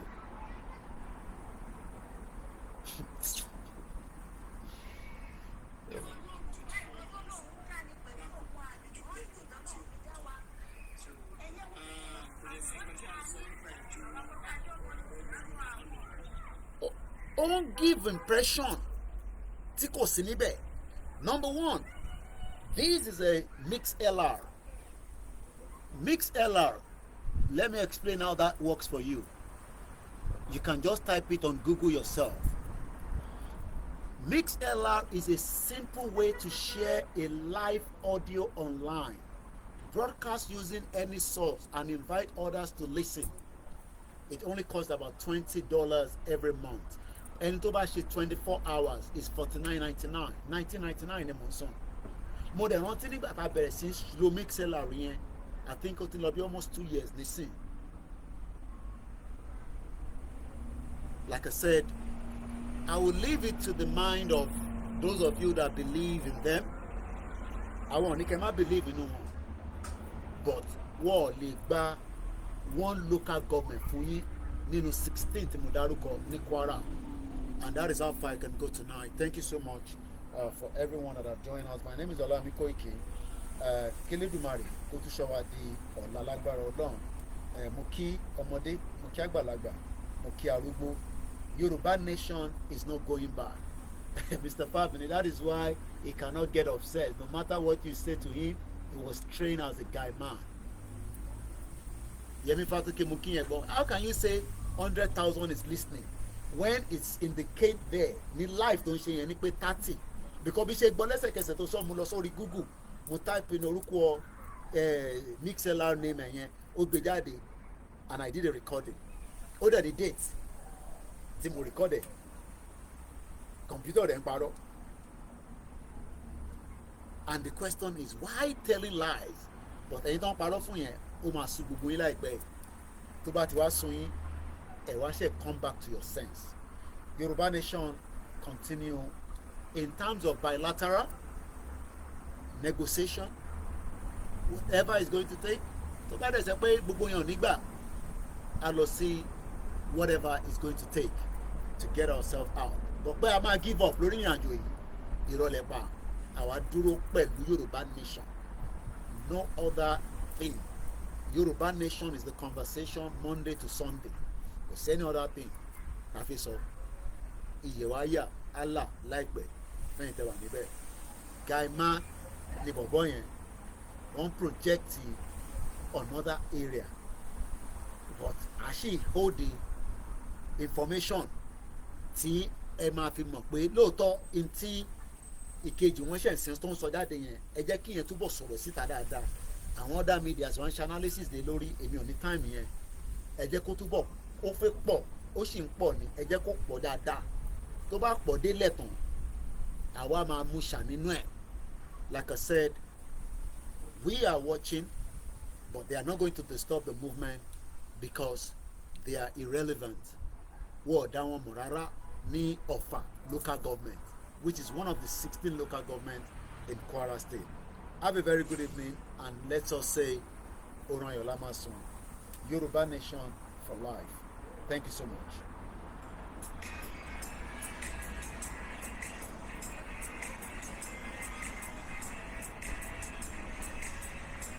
Iṣẹ́ wà forílẹ̀-èdè. Kagbéga, kagbéga, kagbéga. Ìgbàgbọ́ láti bí ẹrú. Ká ṣiṣẹ́, ká ṣiṣẹ́, ká ṣiṣẹ́. Ìṣọ̀kan ní kẹjẹ́. Tẹ̀síwájú fọ́pọ̀ ire àtòhun. Ẹ̀yin ọmọ Odùduwà, bọ́ sí ipò. Ìwọ ni ìmọ́lẹ̀. Shalom. Ogun adúláwọ̀. Think Yoruba first. Mo kí gbogbo àwọn bàbá wa pátápátá. Elédùmarè á bá mi hold yín dáadáa. Ẹ láwọn ọmọ tó dúró dáadáa. Energy wà lára tiwa. Kò síbi kankan tó ń lọ. Tá bá ti sùn, tá bá ti jí, inú ẹ̀ là ń sùn, là ń jí. Blood life wa ní Yoruba nation. Ẹ fi wọ́n lẹ̀, ó máa tó sùn wọn. Gbogbo àwọn tó sá lọ yẹn, wá padà wálé ó kù díẹ̀ ni. Mo kí gbogbo ẹ̀yin àgbàlagbà tẹ́ wà lórí ètò, mo kí pátápátá. Ẹni tí ì bá dárúkọ ẹ má fi ṣèbínú.